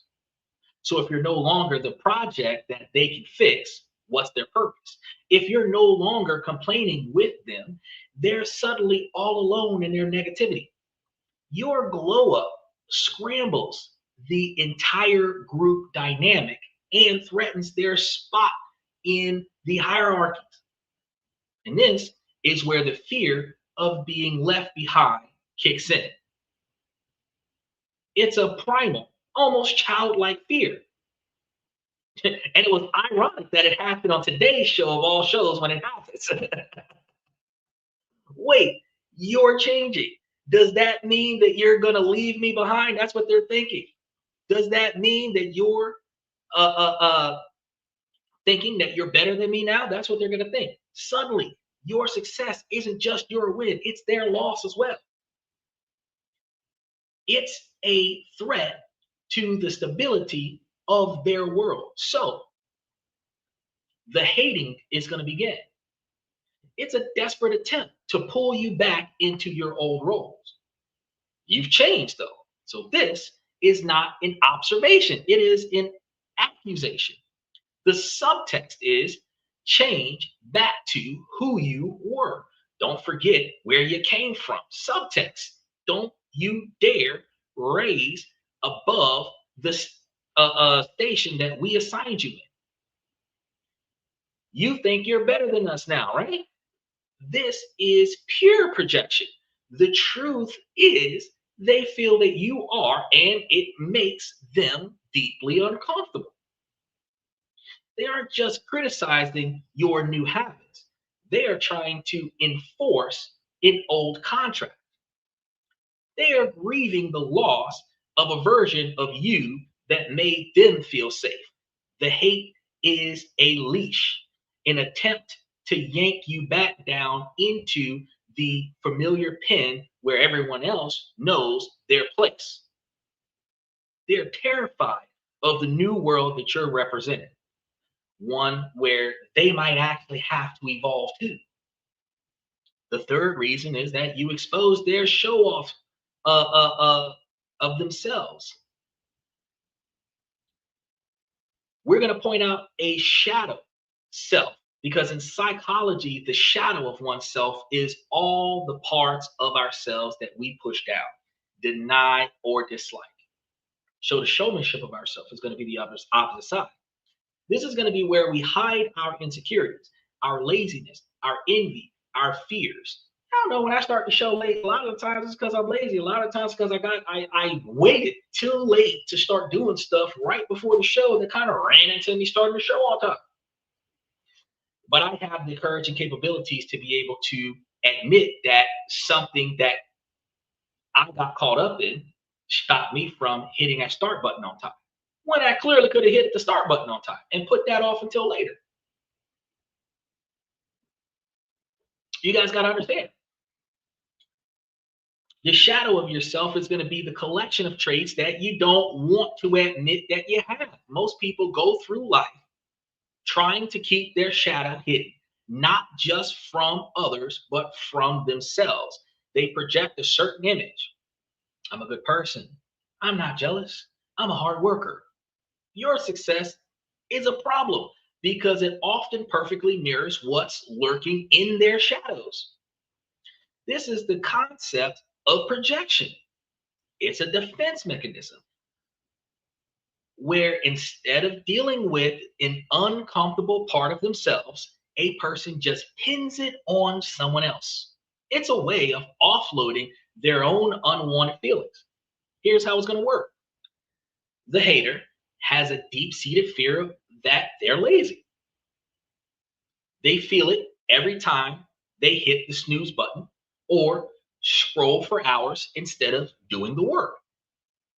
It's a part of their shadow that they can't stand. Then they see you working tirelessly, disciplined, and crushing your goals. Your work ethic shines a light right on their laziness. To deal with this unbearable feeling, their brain does a twisted sort of flip. They project their flaw onto you. Suddenly, you're not disciplined. You're obsessed. You're not a hardworking person. You're a workaholic who's neglecting your family. They are literally attacking you for the very qualities that they wish they had and despises themselves for lacking those qualities. So they take that out on you the same way this guy came on the show and took it out on me. Take this one, for example. The hater feels deeply insecure and craves validation. The way this gentleman waited his turn to get up on the show, craving validation. They're constantly worried about what people think. Then you come along confident, bold, and unapologetically yourself. You're not afraid to state your opinions. This triggers their insecurities. But instead of thinking, wow, their confidence makes me realize how insecure I am, they project it. They call you arrogant, cocky, or a show off. They are punishing you for displaying the confidence they secretly wish they had, but are too afraid to embody. The same way this guy was trying to punish me for his insecurities. So he jumped onto the show to try to make me feel bad. He said, it wasn't me, I hope. No, that's why you're still here. I banned that guy. I banned that guy for doing what he did. I banned that guy for doing what he did. And then then after the show, I will make sure that I edit that segment out of the show for later playback. Because dude did not have that to do, but he did it. And he did it at an interesting time during the show, because it actually shows me that, it's resonating. This is resonating with people. And I'm okay with the negative backlash. Hold on, guys. I gotta change my headsets.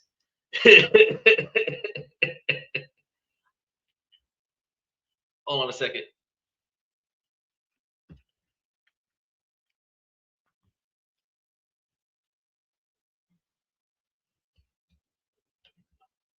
Let's get this. All right. There we go. I had to switch up to the other one. This is going to be why the accusations from haters can feel so weirdly personal and off base. It's because it's not about you. They are having an arrogant argument with their own reflection in the mirror of your success. The things that they hate about you are often a roadmap to the things that they cannot face about themselves. So when a hater says you're fake, or when that guy jumped up and was like, fuck you, you're an asshole, all right. They might be terrified of their own inauthenticity. When they say that you're just in it for the money, they may be grappling with their own morality. They may be grappling with their own materialism. They may be grappling with their own ethics and integrity. Their venom is a confession.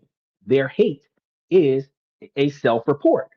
They are terrified of their own shadow, and you just happen to be the light that made them see it. Tonight's show about haters made a hater come to light.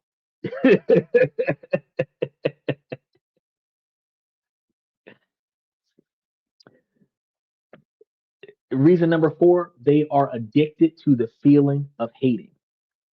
And this is going to be the last one that we're going to get into, maybe the most unsettling one, because it has the least to do with you. For some people, hating is an addiction.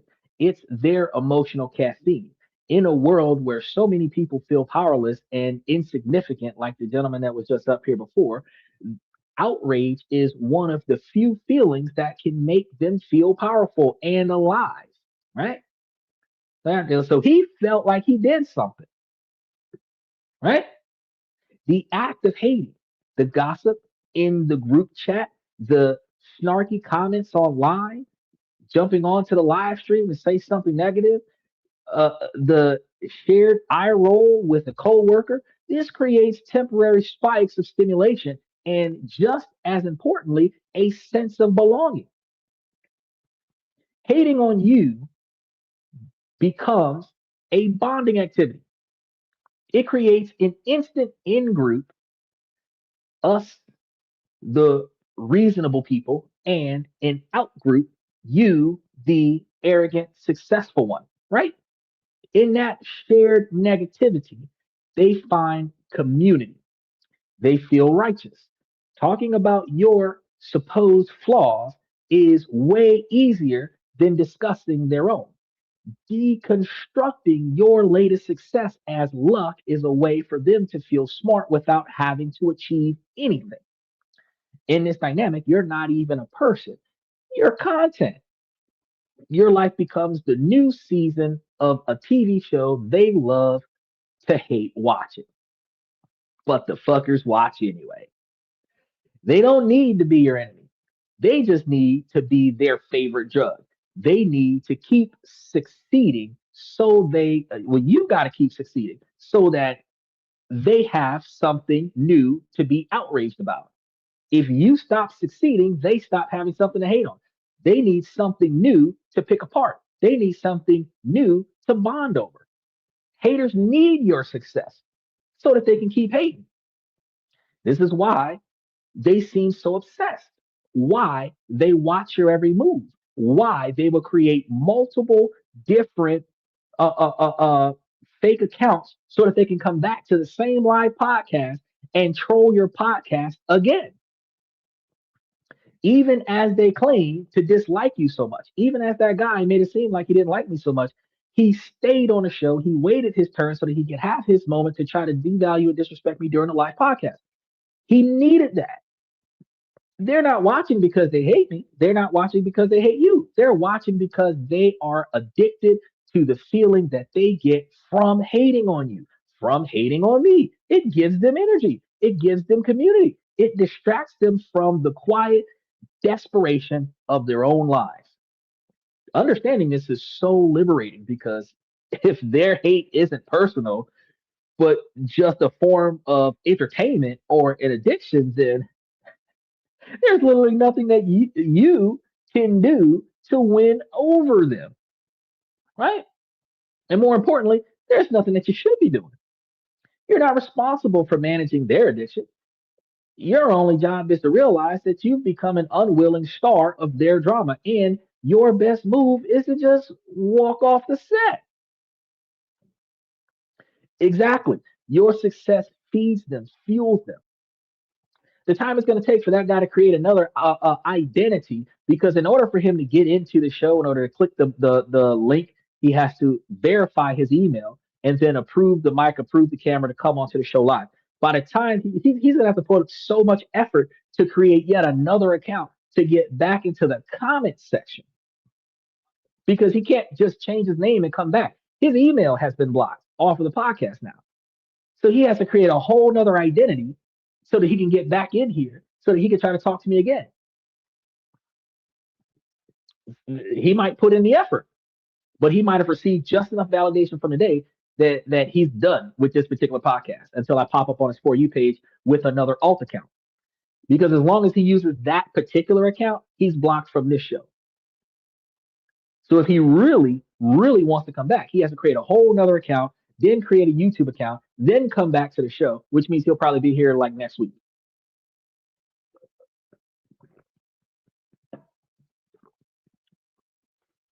Up to now, we've been inside the hater's head, dissecting their fear, their psychology, their brokenness. Now it's time to come back to you, come back to me, come back to us, because the real power in this knowledge isn't just understanding them, it's in how it changes how we understand ourselves. He said, if you're going to troll, at least make it funny. Yeah, look.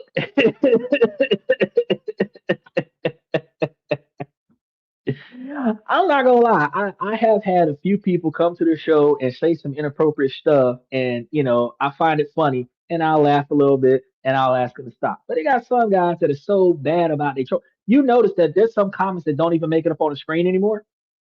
Like certain words and phrases are even banned out of the comment section now because they're just doing too much. Just out of the American market, you got 385 million Americans, you got 170 million TikTok users. There's at least 5% of haters out of hundreds of millions of people. You get quite a few of them that come through the show. I'm okay with some of the haters that feed the comment section until they start being vulgar and negative.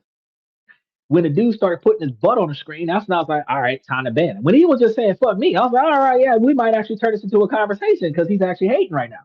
But you know, once he started putting his butt on the screen, I was like, I gotta block him, and then I gotta cut that segment out because he's being inappropriate. But specifically because he's being inappropriate. That's the whole dynamic, right?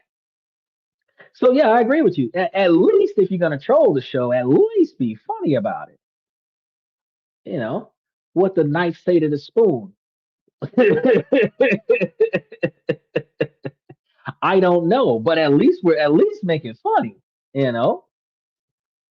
So this is going to be the turning point in the show. This is going to be where we start diagnosing their sickness and start prescribing you guys with a cure.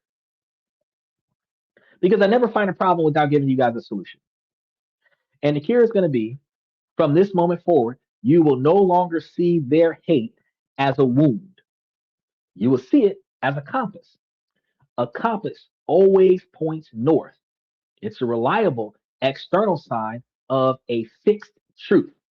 Hate or fear is your new true north. It is the most reliable external sign that you are moving in the right direction. It's a map of your own progress. Me having people hate me on the show shows I'm reaching enough people and triggering enough people to make conscious choices to take a look at themselves and decide whether or not they're going to stop fucking up. Does that mean that each person that I hit is actually going to recognize that they're going to stop fucking up and actually stop fucking up? No. But does it mean that I'm hitting enough people and letting them know that, hey, if you're part of the bottom 75% of America that's not making enough money to be self-sustainable, if you're living from paycheck to paycheck, lifestyle creep, where you're making just enough money to get to your next paycheck, you should be changing your decision making skills so that you can have an abundance. If you don't have an abundance, you're fucking up. Now, since I've made that apparent to everybody, if you don't have more than what you need to live the life that you want to live, you're fucking up. We're going to change that. So when everybody comes to the show, they hate on me. I'm triggering people because they're hating on me when I'm telling them they're fucking up. By all means, hey, haters are going to hate. But you got to think about it like this. If no one is reacting to what you're saying or what you're doing, it probably means that you're standing still. You know, you're staying in your lane. You're not rocking the boat. You're not challenging anything. You're just maintaining the status quo. And comfort is the enemy of growth. We say that in investments. Volatility brings profits. Comfort kills the growth of your portfolio because comfort brings stability, and stability takes away from volatility, and the lack of volatility takes away from financial success in investments. He said, remember to stop fucking up and come here to make your life better. Yeah, I gotta like, subscribe, and mash those reaction buttons. Now, the moment the negativity starts, that's when you know that you've left the harbor. The whispers, the side eyes, the negative comments when they jump up on the screen, the you've changed comments. That is the sound of you making waves. That is the sound of you creating friction against a world of mediocrity. That is the sound of growth. So let's reframe it. That person who calls your new fitness journey obsessive, your compass is telling you you found a level of discipline that terrifies them. Keep going. That family member who says that your business idea is too risky, your compass is telling you you've tapped into a level of courage that exposes their fear. Double down on it. Double down on their fear. That friend group that went silent when you got your promotion, your compass is telling you that you just blown past the upper limits of what they thought was even possible. And you're challenging their definition of success. Aim even higher. My homeboy, when I bought him his car, his mom told him, don't get that car, get a Jeep. Because in her home country, they like Jeeps. Now, the car that I got him was a sports car, a fuel efficient sports car. That was good on his insurance. She's zipping all over the place with his car now. I told him the other day, I said, when she starts talking cash about your whip, you need to remind her, hey, didn't you tell me don't buy this? You shouldn't even be riding in it.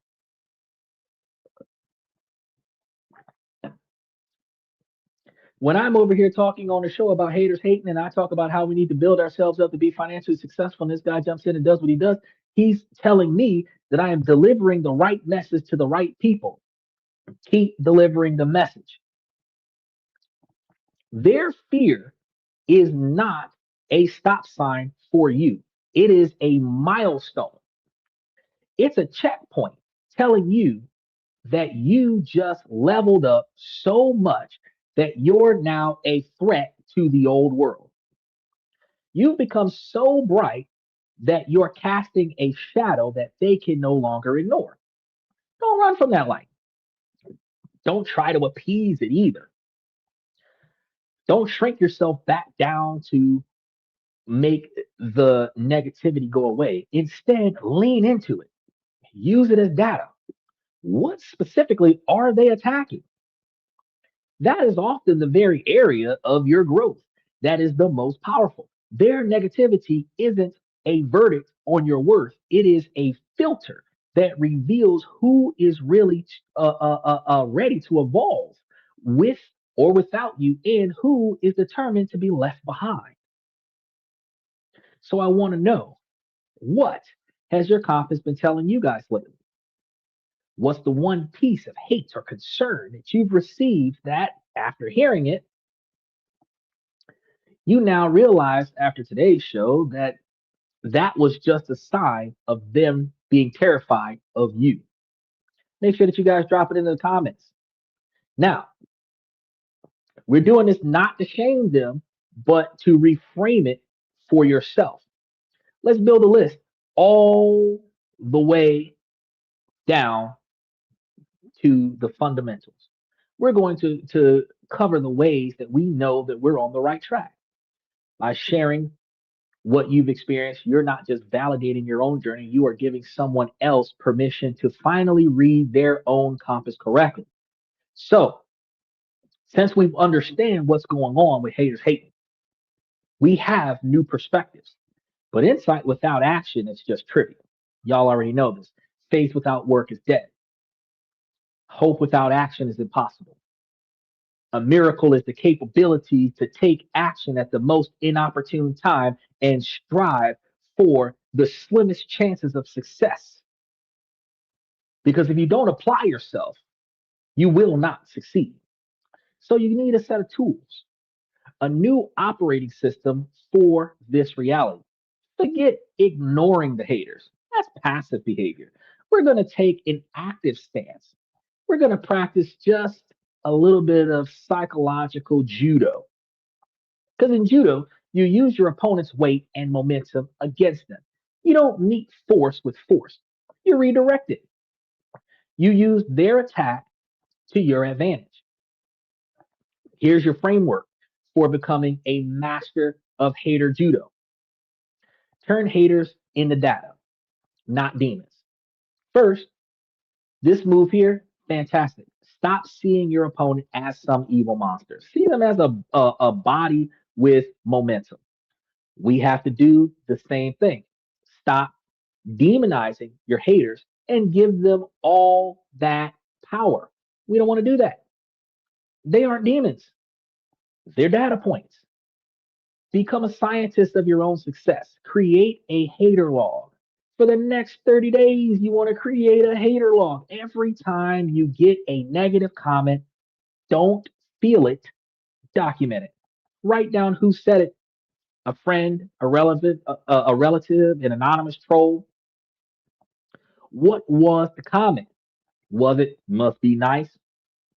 What was the context? I posted about a vacation. What is the underlying fear this reveals?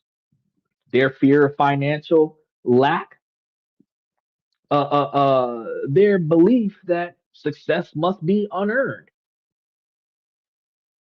By doing this, you shift from being the victim of the attack to being the analyst of the data. You move from your emotional heart to your logical brain.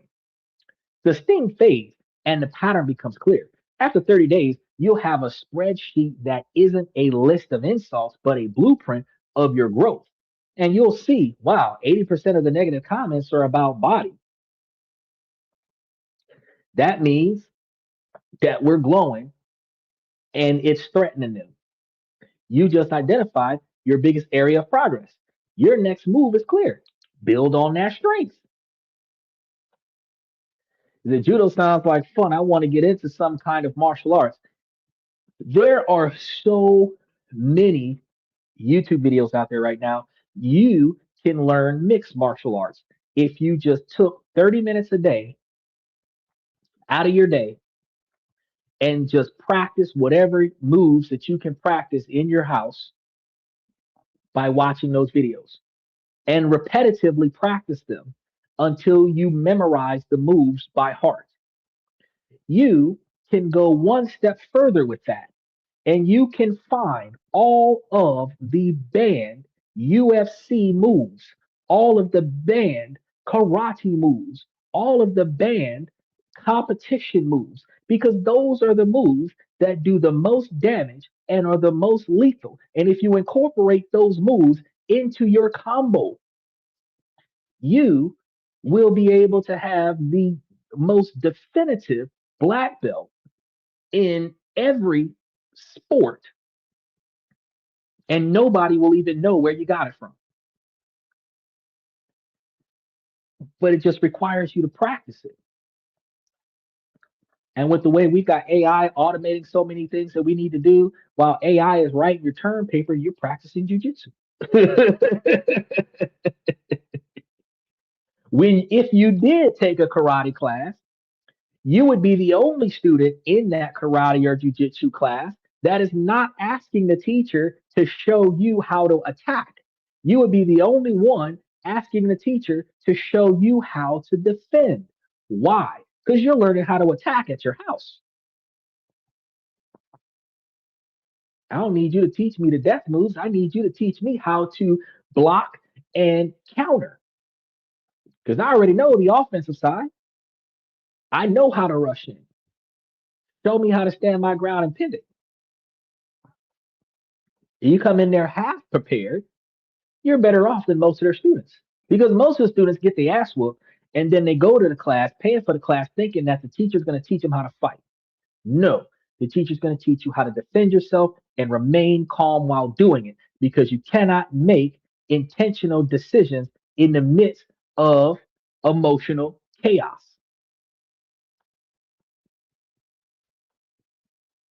Let's make some markets move, bro.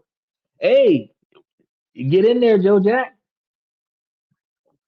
Soon as you should have grabbed your stock party already. You should have went in there and did the 12 classes. They should have been in slid you probably 12, at least 12 or 13 stocks already. And then if you linked your account and put up at least $5, they should be sending you $30. So you should be able to have $35 to put towards your membership and then put another $20 down so that you can start investing in the stock. And then when we come up in 2 weeks, we're going to be covering a slew of stocks for June and July. And you'll be able to get a lot of the stocks off the dividend rotation strategy. Then, Joe Jack, if you went into the membership, you would see we got what, 8 different lists of investment portfolios. I'm in what's hot. You're in what's hot, and what's hot is overpriced. I'm in what's undervalued, and what's undervalued is like right now. Prospect Capital is like $2.12 a share. So get a lot more money off of that one than what you would buying into something like Tesla or Netflix or something like that. When you're buying into something that's like $300 a share versus something that's like $2 a share, where if you're at $2 a share, getting 5 cents back per share, you buy 100 shares of that, you got $5 versus buying 1 share of Johnson and Johnson and you got $1. So make sure that you double check each one of the ones that you're getting into. We cover a lot of these on our Tuesday night shows, which lets you guys know like where to put your money and where the money been when we do start covering stock markets. But as soon as I see you in there, because I was checking, because Stephen reminded me about that stock party. After I double check, as soon as I see you in there, I'll be like, hey, did you check this stock? Did you check that stock? Did you check the other stock? And look, Steven be doing his research. Steven hit me up about CarMax the other day. I was like, damn, I didn't even think about that one. I had to do some research on that one. Like, woo, look at this one. He getting creative. I'm in.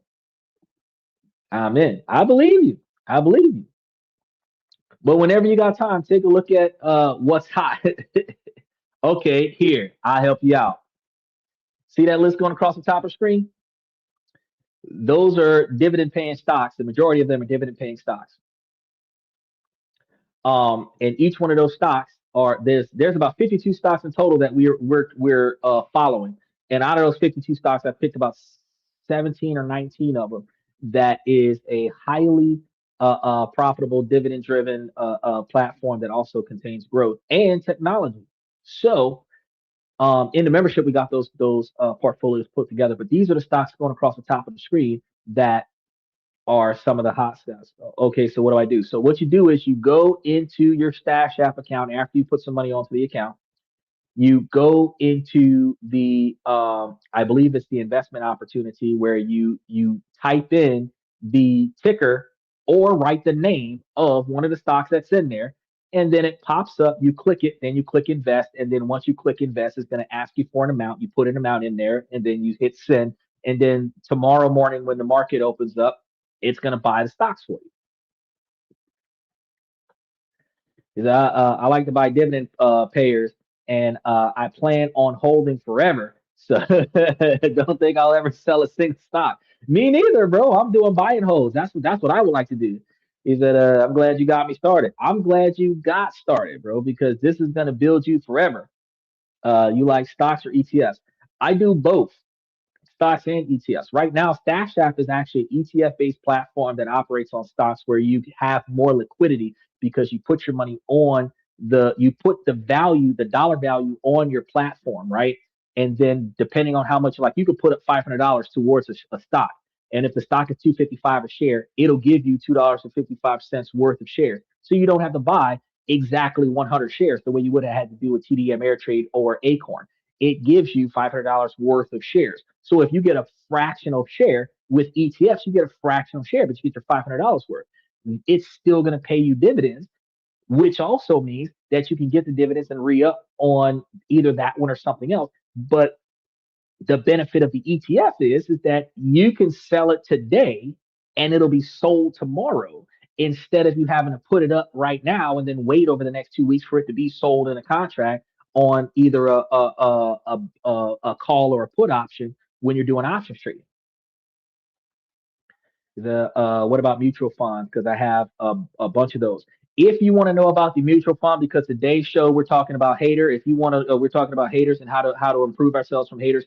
If you want to know about mutual funds, you got to go back and watch our mutual funds show because that will help you understand all the information about mutual funds. We also covered annuities. So if you go back and watch our show about mutual funds and annuities, you'll know about those. We covered high interest savings. We've covered health savings accounts. We've covered life insurance policies. We're covering the life insurance policies that you invest in, and we've also covered. I believe we've covered Roth IRAs and 401ks before as well. So you just got to just go to the platform and go and type those in and go take a look at those. Because today we're talking about something different. Today is not a business and finance thing, but I did take a short segue to kind of give you a little bit of a short step into what to take a look at into the platform there. Special shout out to Claudia. She's back. She said, dude, you got a different background. Nice. Yes, man. We got this big ass banner for $8. For $8. Now, some people be spinning an arm, leg, and an eye, and I'm like, no, I'm one step away from a flag for $8. Yeah, I thought it was nice too. Is it can I transfer money out of a mutual fund into an ETF or a stock? Um, all of that information is covered in our mutual fund show about your ability to pull out of ETF funds. But in the short, if you invested into a mutual fund, they have time limits on it. And since you can't control whether or not they're going to give you back the principal or the interest, they do have penalties for pulling your money out of the mutual fund once it starts turning over interest, while you could put your principal in there for nothing and pull your principal back out for little to nothing outside of transaction fees. I appreciate you, Claudia. I love it too. As soon as I open a box, I was like, that's fantastic. Uh, but yeah, even though you can pull your money out with very little penalties outside of transaction fees, when it comes down to mutual funds, annuities, CDs, treasury bonds, anything to that effect, when you pull your money out before the expiration or maturity date of that particular type of investment option, they will penalize you for any interest that comes out with your withdrawal. And since you cannot select pull out my principal only, uh, typically whenever whatever money is recently added to your account, if it was added to your account as interest and you decide after that was added to your account, I'm gonna take some money out, they're probably gonna penalize you, right?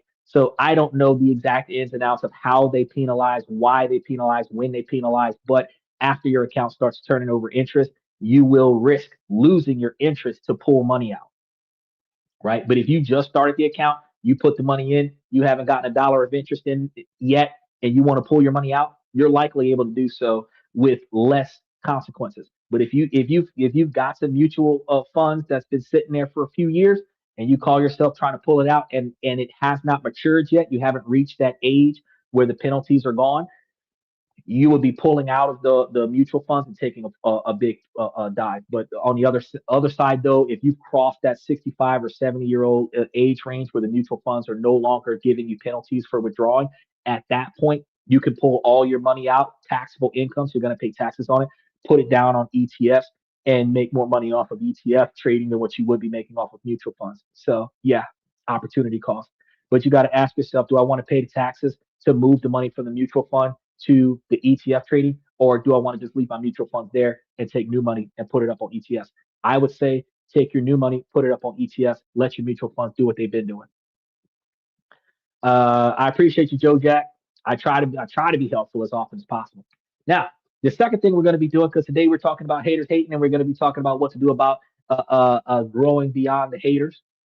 You want to practice strategic invisibility, the quiet flex. And this is what Stephen was talking about earlier about how he doesn't project his success as often as possible. Sometimes the loudest clap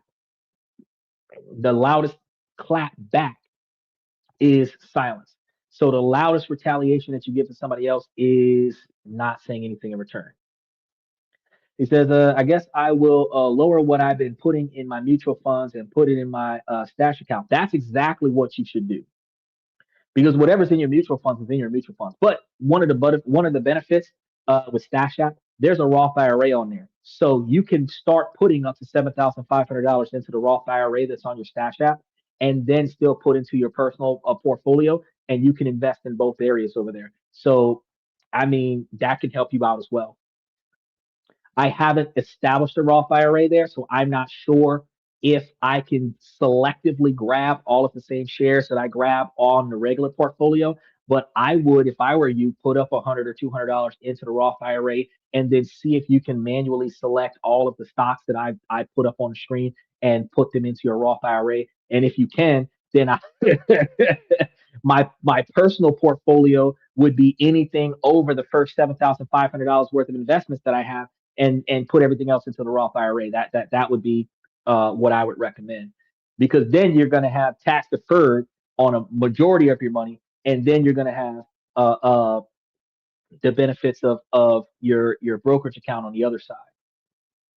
That would be a fantastic shift in success. Now, you don't want to ignore these people when you're doing what you're doing. So what you got to understand is that we're talking about a strategic withdrawal of information. And that's what I was telling Stephen earlier today. Haters are addicted to your updates. They need these updates to fuel their story. Your second judo move is to cut off their supply of information. This is the quiet flex. It means that you stop announcing every single move to people who have proven they can't handle your life, right? This isn't about hiding your success for the most part. It's about not casting your pearls before swine, right? Go on an information diet. You want to create a close friends list on social media and only share your biggest wins there. Let the main feed get the polished, less personal stuff. Like the stuff that I put in membership, that's not the stuff that I talk to you about guys about on the main show. The next time a hater friend asks what's new, you give them a polite, boring, vague answer. Oh, just keeping busy. How about you? Because you know that you got some friends that you just don't want to disassociate with. But every time you tell them something positive about you, two things happen. They give you a backhanded compliment, and then they talk trash about you to other people. For some reason, you don't disassociate yourself with that person, but you always find yourself in the same place at the same time with this person where if they talk positively about your success, it's after they remind you that they made you who you are. That part. You're not obligated to give these people the ammo that they're going to use to shoot you down later. Let your results do the talking. Instead of talking about a successful job, I mean, they recognize that you're making more money when you've upgraded your vehicle.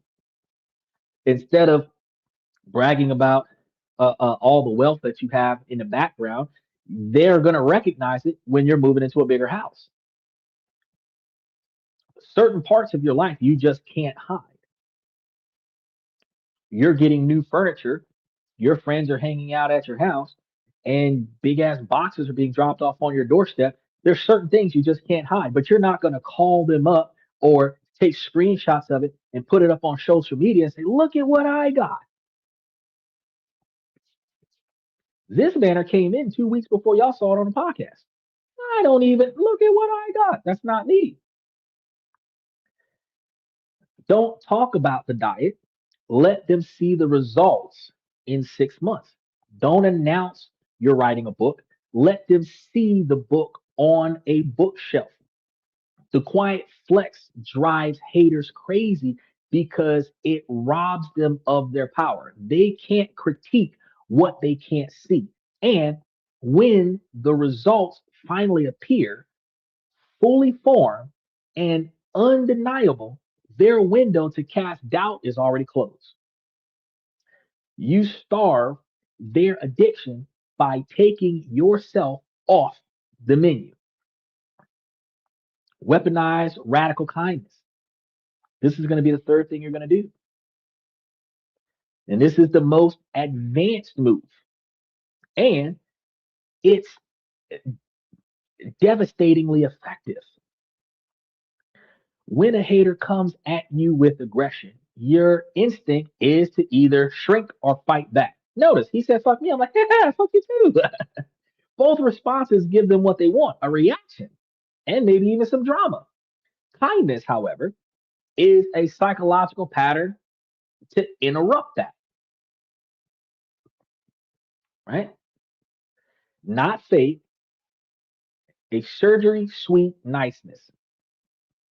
I mean, calm, grounded, almost boring kindness. It's the calm, I hear you in the face of their storm. Notice, he says, fuck me. I instinctively said, fuck you. But then I was like, wait, hold on, hold on. I want to get you on here because we're talking about haters and you're hating, so let's talk about haters. Notice how I even caught myself slipping and had to readdress my own situation. He said, my results are always the same, staying out of the way. But see, that's the thing, Steven. You're only staying out of the way because you're not trying to shine as bright as you possibly could.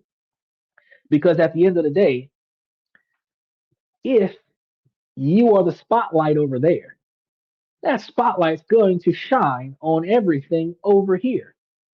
Anybody who's in this area who doesn't want to be in that light has got no choice but to shine right alongside you or get out of the way.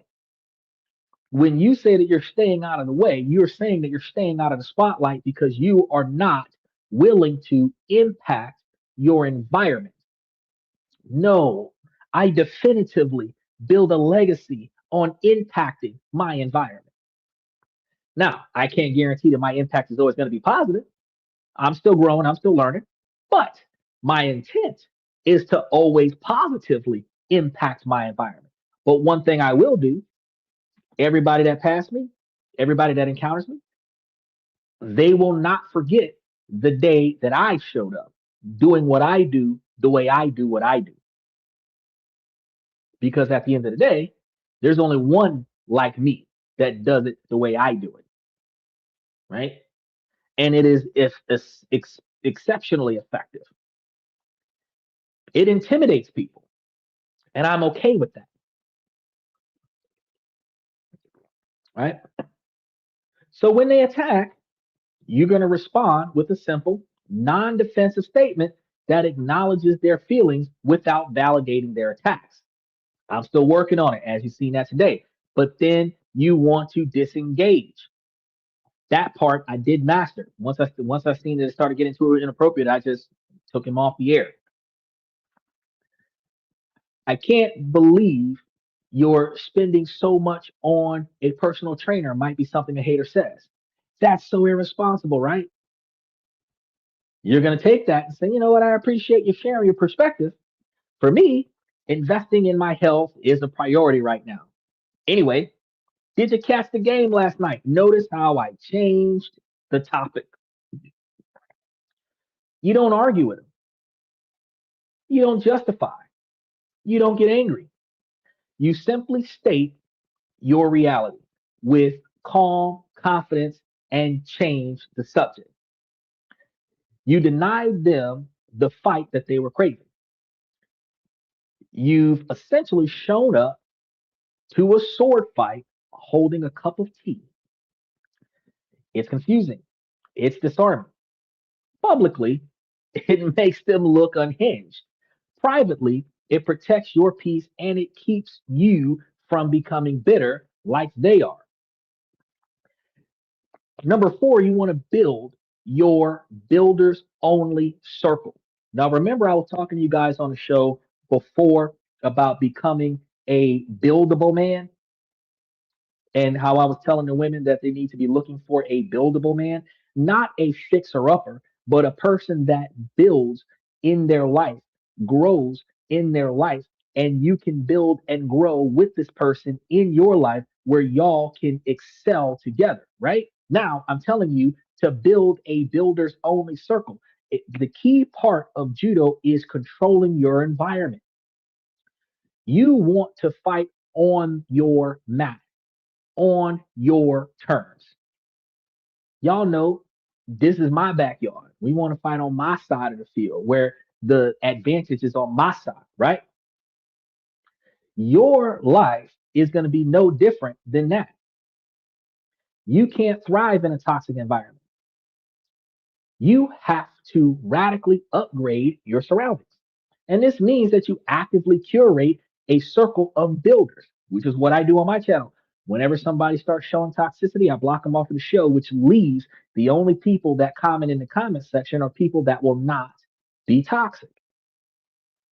Builders are people who are also working on something. They don't got to be working on the exact same thing I'm working on, but they're working on something. A business, improving their body type, a skill, their own healing from a bad experience of some kind. They get the process. They respect the struggle.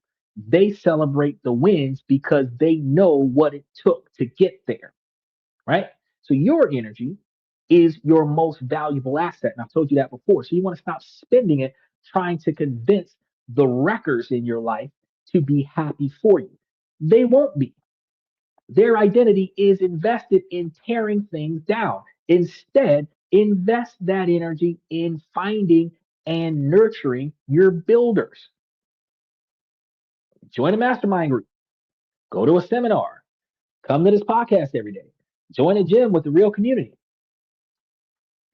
Start your own small group of people on the same path. Make a rule that you will only take advice on a building from people who have actually built something. So the opinions of the wreckers are going to be noise. Somebody that tells you you ain't shit, I mean, if we're in the same area doing the same thing at the same time, you ain't shit neither. So, I mean, I can't take advice from somebody who does not value me and has not become successful. Now, let Elon Musk come to me and tell me you're doing it wrong. Well, what do you mean? Big difference, right? When you spend 80% of your time in an environment where your glow up is normal, the 20% of negativity that you get from haters loses all its power. I'm not going to lose any sleep tonight because of what happened. Number five, you want to turn their narrative into your content, which is what I've been doing for the rest of the show. This is going to be the ultimate reversal. This is where you take the weapon that they tried to use against you and you want to melt it down and forge it into a crown. Every pattern of hate, every ridiculous accusation, even projections they throw at you is a teaching moment. It is material, it's content. Their objections become your chapter titles. They say you're doing too much. Great. Make a video title. Why doing too much is the bare minimum for breaking generational curses. They call you arrogant for sharing your wins. Fantastic. Write about the difference between arrogance and celebrating yourself in a world that profits from your doubt.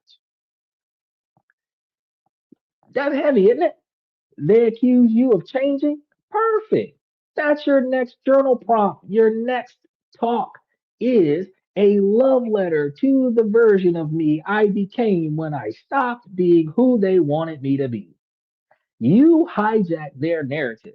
You take their poison, label it, analyze it, and then sell it back to the world as an antidote. You show them that their attempts to hurt you only made you wiser, stronger, and more insightful. So you aren't a victim of their story. You are the narrator, and you decide what it all means. This is the ultimate checkmate move. You haven't just redirected their energy, you've harnessed it to power your own climb. Now, we started with the simple idea haters are just jealous. And now we know the truth. They're not just jealous, they're terrified. They are terrified that your light is exposing the corners of their own lives that they've been too scared to look at. They're terrified that your courage calls their own inaction into question.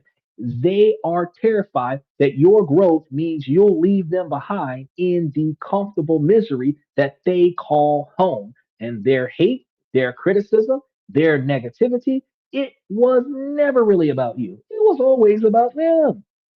It's the sound of their fear. He says, you know who's a judo master? Putin. He won tournaments and champions, I believe. I don't know anything about Putin. But what I do know is that if you become a judo master of how people ridicule you and your success, you will find yourself not being diminished by the negative energy being passed towards you. You will find yourself thriving off of recognizing that you are doing it the right way because everybody else is envious because of what you're accomplishing. Now, that sound of ridicule is no longer a source of pain for you. It is a signal. It's going to be your compass. It is the confirmation that you are on the move, that you are growing, that you are daring to become the person that you were always meant to be. You are stopping that idle potential and converting into a kinetic performer. So let them be terrified. Let people who are terrified of earthquakes, people who are terrified of tidal waves, people who are terrified of lightning, let them be terrified. They're going to be terrified of forces of nature that they cannot control. And your growth, your evolution, you are another force of nature in your own right that they can't control. And you're not here to be a small or predictable force. You are not here to make everyone feel comfortable. You are here to become who you are and who you want to be. And if it makes you the villain in their story of mediocrity, then so be it. Wear that title with pride. Because every time they whisper your name in resentment, it's just another confirmation that you are winning. So let them watch in terror. You have work to do and you've got to keep shining. And one more thing I want to tell you about this is that you know that every time that somebody talks shit about you behind your back, guess what? They're still talking about you. I said my legacy was a success of the people around me. So, I mean, there's going to be a lot of people that didn't succeed that's going to talk trash about me, but a lot of people who succeeded because of me, who are going to tell their kids and their grandkids about me. And at the end of the day, long after I'm not here, either you love me or you hate me, but you're still talking about me. You're still doing what I said do. You're still criticizing what you didn't want to do after I told you to do it. But what's not going to happen is I'm not going to phase out of existence. That's what's not going to happen. I'm not going to be a distant memory. Why? Because my light continues to shine. And that's not something that a lot of people can do. So for you guys, I want to make sure that y'all keep doing what y'all got to do. Now, that's all I got for y'all for this afternoon. We did a fantastic 2.5 hours. This is going to be very insightful. Um, I'm going to start by saying, ladies, as long as the situation doesn't make sense, I'm going to keep asking you ladies to make it make sense. So ladies, please make it make sense. Fellas, I give you all this information to make you guys higher value men, not just by improving your financial life, but also by improving your decision making skills. You have the capabilities to take the things that are inside of your control that you don't like and proactively change those things. Your life starts improving as a result. Then you have the capabilities of navigating around the things that are outside of your control. Right? Ladies, while this is a male driven podcast from the male's perspective, you too have the capabilities of making yourselves higher value women, finding and figuring out your 20 and 30-year plan, reverse engineering what it takes for you to get done today, and start proactively every day working towards your goal. Your virtue is the goal driven behavior that you put on your life on a day to day basis. He says, yeah, Putin is an 8th degree black belt called Eighth Dan. That's good for him. But what we're talking about today is you guys bettering yourselves and putting yourselves on the map. And I think that that would be the most effective thing for you guys to pay attention to is for you to put yourselves on the map so that you guys can be more successful. So instead of the highlight of your discussion is something that Putin is doing over there, the highlight of your day is somebody talking about what you're doing over here. That's one of the biggest things about your life is for your goal to not have somebody else's actions be the talk of your day, the water cooler talk of your day. Your day should be revolved around what all you've accomplished, who all you've inspired, the people that you mentor, the people who've been benefited from your mentorship. That should be the biggest parts of your life, right? So, ladies, when you're doing your thing and you're staying in your grind and you keep your eyes and ears open for those potential suitors that have the character, the personality, the drive, the ambition, the dedication, the motivation, the integrity, you pay attention to their goals, their 20 and 30-year plan, and you level up with them. If their 20 or 30-year plan blends in with your 20 or 30-year plan, y'all don't have to have the exact same goals, but y'all are heading in the same direction, similar direction. Y'all can come together and y'all can conquer each other's goals as a team. I've told you guys plenty of times that two people can make it to $1 million faster than one. Thought you're talking about judo. No, sir. I was actually the whole show today. Well, if you look at the screen, it says, "Are haters secretly jealous of your glow?" So if you understand the topic of today's discussion was about haters hating and how you interact with how people devalue you for your success. So the whole show was about how to overcome being devalued about success. And one of the metaphorical analogies that I utilize is treating your interactions with people who devalue your success like judo. Instead of taking that hit head on and being broken, you leverage their momentum against them. Instead of allowing them to devalue you, you allow their comments to motivate you to be even more successful. That's what we were talking about today. This podcast is about self-improvement, self-development, financial information. This is about learning how to be better. We do talk about this, that, and everything in between, but each topic has a core theme of how it directly impacts your ability to make, save, and invest in yourself, and the direct impact on how you are able to maintain or change your decision making skills so that your decision making skills doesn't negatively impact the way you make, save, and invest money, which ultimately brings the topic back to your capabilities to make, save, and invest money to build a life that you are satisfied with by changing the way you make money and changing the way you spend it. I don't think I have 20 years left, so I got to make some moves. Hey, Michael's like 70, 71 years old, and he's here every day while he's doing estate sales and auctions and stuff to that effect. So, I mean, there's always another way. You don't need to have a 20-year plan if you're 70 years old. You can have a 5 or 10-year plan if you're 70 years old. But if you're 40 or 50 years old, 60 years old, the average person is starting to make it to 90 years old. So you can do a 10-year plan. You know what I mean? There, but the goal is for those individuals that are 20, 30, 40 years old, 50 years old. Because if you're 50, you could look at Donald Trump. What, he's like 85, 87 years old. If you're 50, you potentially have 30 more years left. You could still do 20 years. And then at 71, 72, you're still able to retire better than you would have been had you been hoping that Social Security disability would be giving you some money when you retire. Your goal is to not have to depend on your government to pay for your standard of living. Your goal is to produce the type of standard of living that you can take to any one of the 200 plus countries and sovereign nations that I've talked about on this podcast, that you would be able to pay for yourself anywhere you go. You don't have to wait for somebody else to look out for you. You don't have to get put into a nursing home or a retirement home. You can pay for in-home nurses. You can go to the Philippines and but look, you said you 50. Okay, you 50 and I'm 40. So you 10 years older than I am, but that doesn't mean that you can't spend the next 15 years making yourself financially successful so that by the time you're 67, when your mutual fund and your annuity fund kick in, you still would have way more money on the front end so that you don't got to tap into the back end.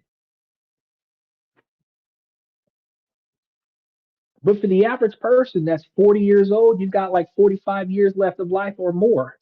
You can put 20 years towards fixing your shit, where by the time you're 65, 70 years old, you can retire. If you're 20, 30 years old, you've got like 50 plus years that you could put 20 years towards fixing yourself. Yeah, that's a lot of years. But success is not overnight. This isn't a get rich quick scheme. If it would have been a get rich quick scheme, you could call it a scam. This is long term self investments. You are investing in your future so that when you reach that point, you're not struggling.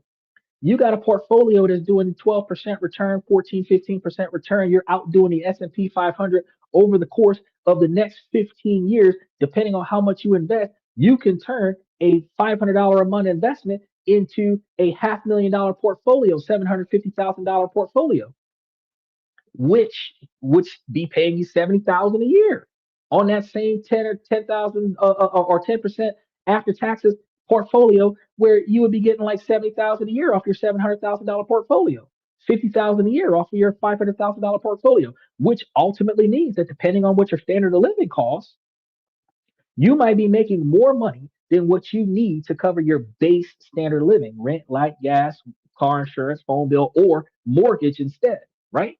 Now, that doesn't mean that depending on where you stay at, whichever city or state that you're in, that it will cover all of the luxuries in life that you wish you had. But if you was trying to get you a side hustle, if you was trying to start up a business on the side, if your base standard of living is covered by a source of income that doesn't require any effort from you, whatever effort you put into any hobby that turns into a profit, that effort pays for the luxuries in life. No, it's never too late. It is never too late. And that's why I tell you guys every day, start today. Start last week. Start the first time I told you guys what to do and how to do it. And then whenever you got free time, go and look at some of the older shows and take a look at what we got going on and see all of the information. There's probably like 1,000 plus videos on this channel that will tell you different ways to make it do what it do. so that you can see that success. You have to do your own research and find out how this stuff benefits you, and then proactively take action to make yourself successful. Just sitting back doom scrolling on social media, whether it's YouTube, TikTok, Instagram, whatever, watching the hot chicks shake their behinds in tight, skimpy outfits, you get the dopamine hit, but when you log off of that phone, your life still sucks.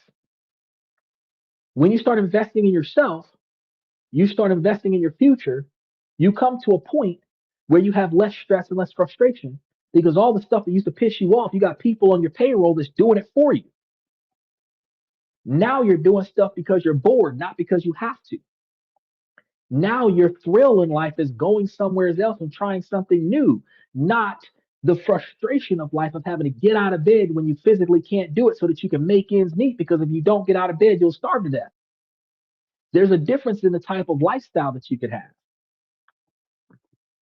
Apparently, I made a lot of money in gold in the last year or so. Congratulations. You should probably hold on to that. When the time does come, you can do one or two things. You can leverage the gold for because here's one of the highest points of getting a dividend paying brokerage account. If you leverage the gold as assets towards a cash loan, you can use the cash loan to buy assets, which separates the asset from the debt.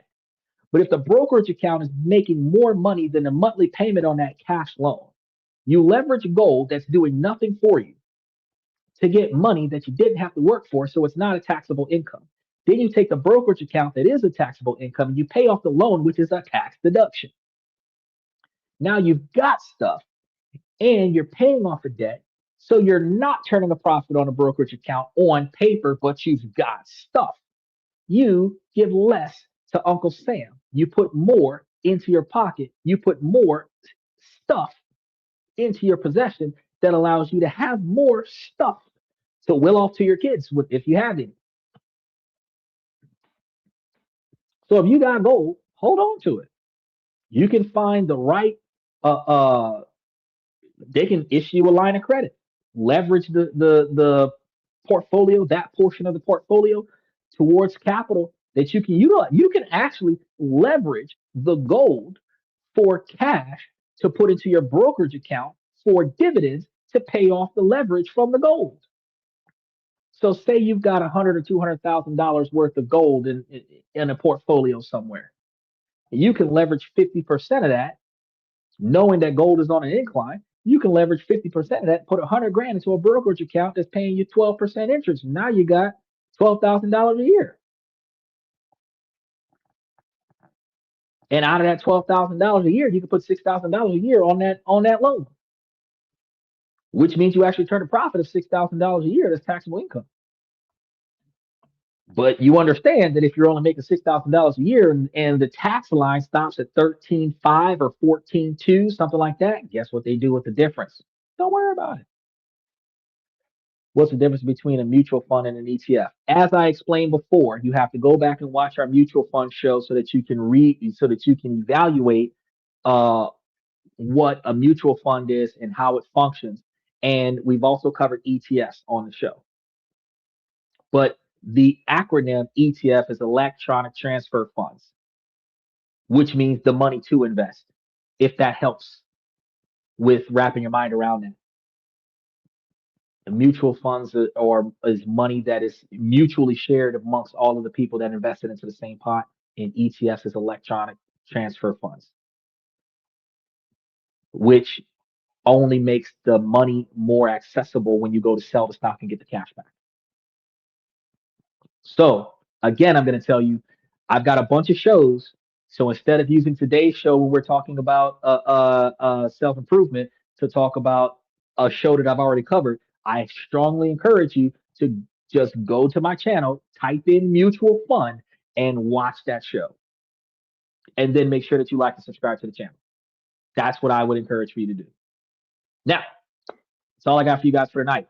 We got a lot of stuff coming up. Tomorrow's Friday. We got Friday and Saturday. Then Sunday, we got questions and comments from the fans. So I encourage you guys to take the opportunity to like, subscribe, and hit the notification button on all the shows that we got coming up. I want to thank you guys. Special shout out to Stephen, Michael, and Joe Jack. Special shout out to Claudia and FX Trader. You guys do a lot of providing a lot of light onto the show. Special shout out to Jamal O'Keen. I've seen you guys on the show showing a lot of love, so I really appreciate that. I want to thank you guys for coming to This and That. I'm your host, Xander, where we talk about this, that, and everything in between. And I will see you guys tomorrow night.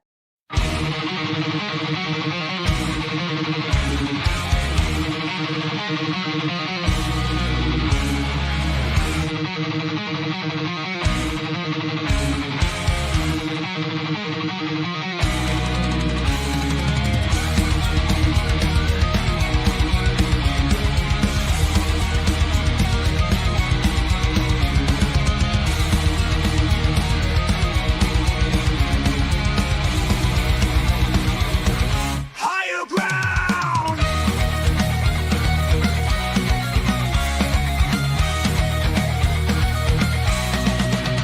Used to chase validation, now I validate myself. Building inner strength, putting doubt upon the shelf. No more unnecessary drama, no more wasted time. Climbing higher, constantly making my own climb. Standing on higher ground where excellence is found. My potential knows no bounds, raising the bar, breaking ground.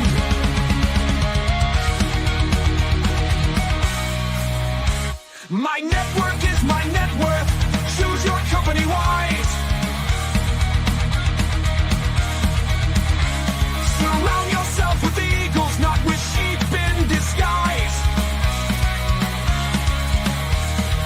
Every interaction is a reflection of my brand.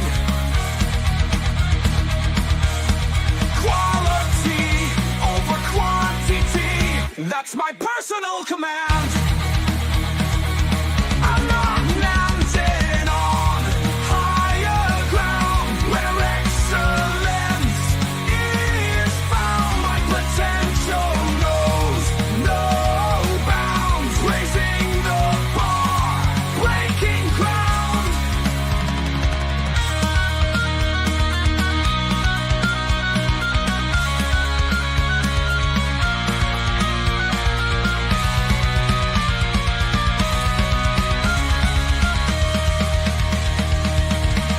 I'm not just living, I'm manifesting my vision, cutting through limitations with surgical precision.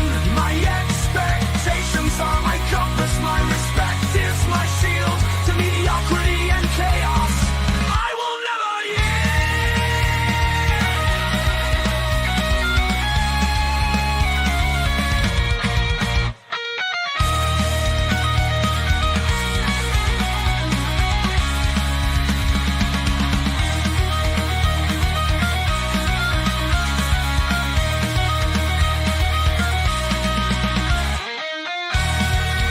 I'm not just living, I'm manifesting my vision, cutting through limitations with surgical precision. My expectations are my compass, my respect is my shield to mediocrity and chaos. I will never yield.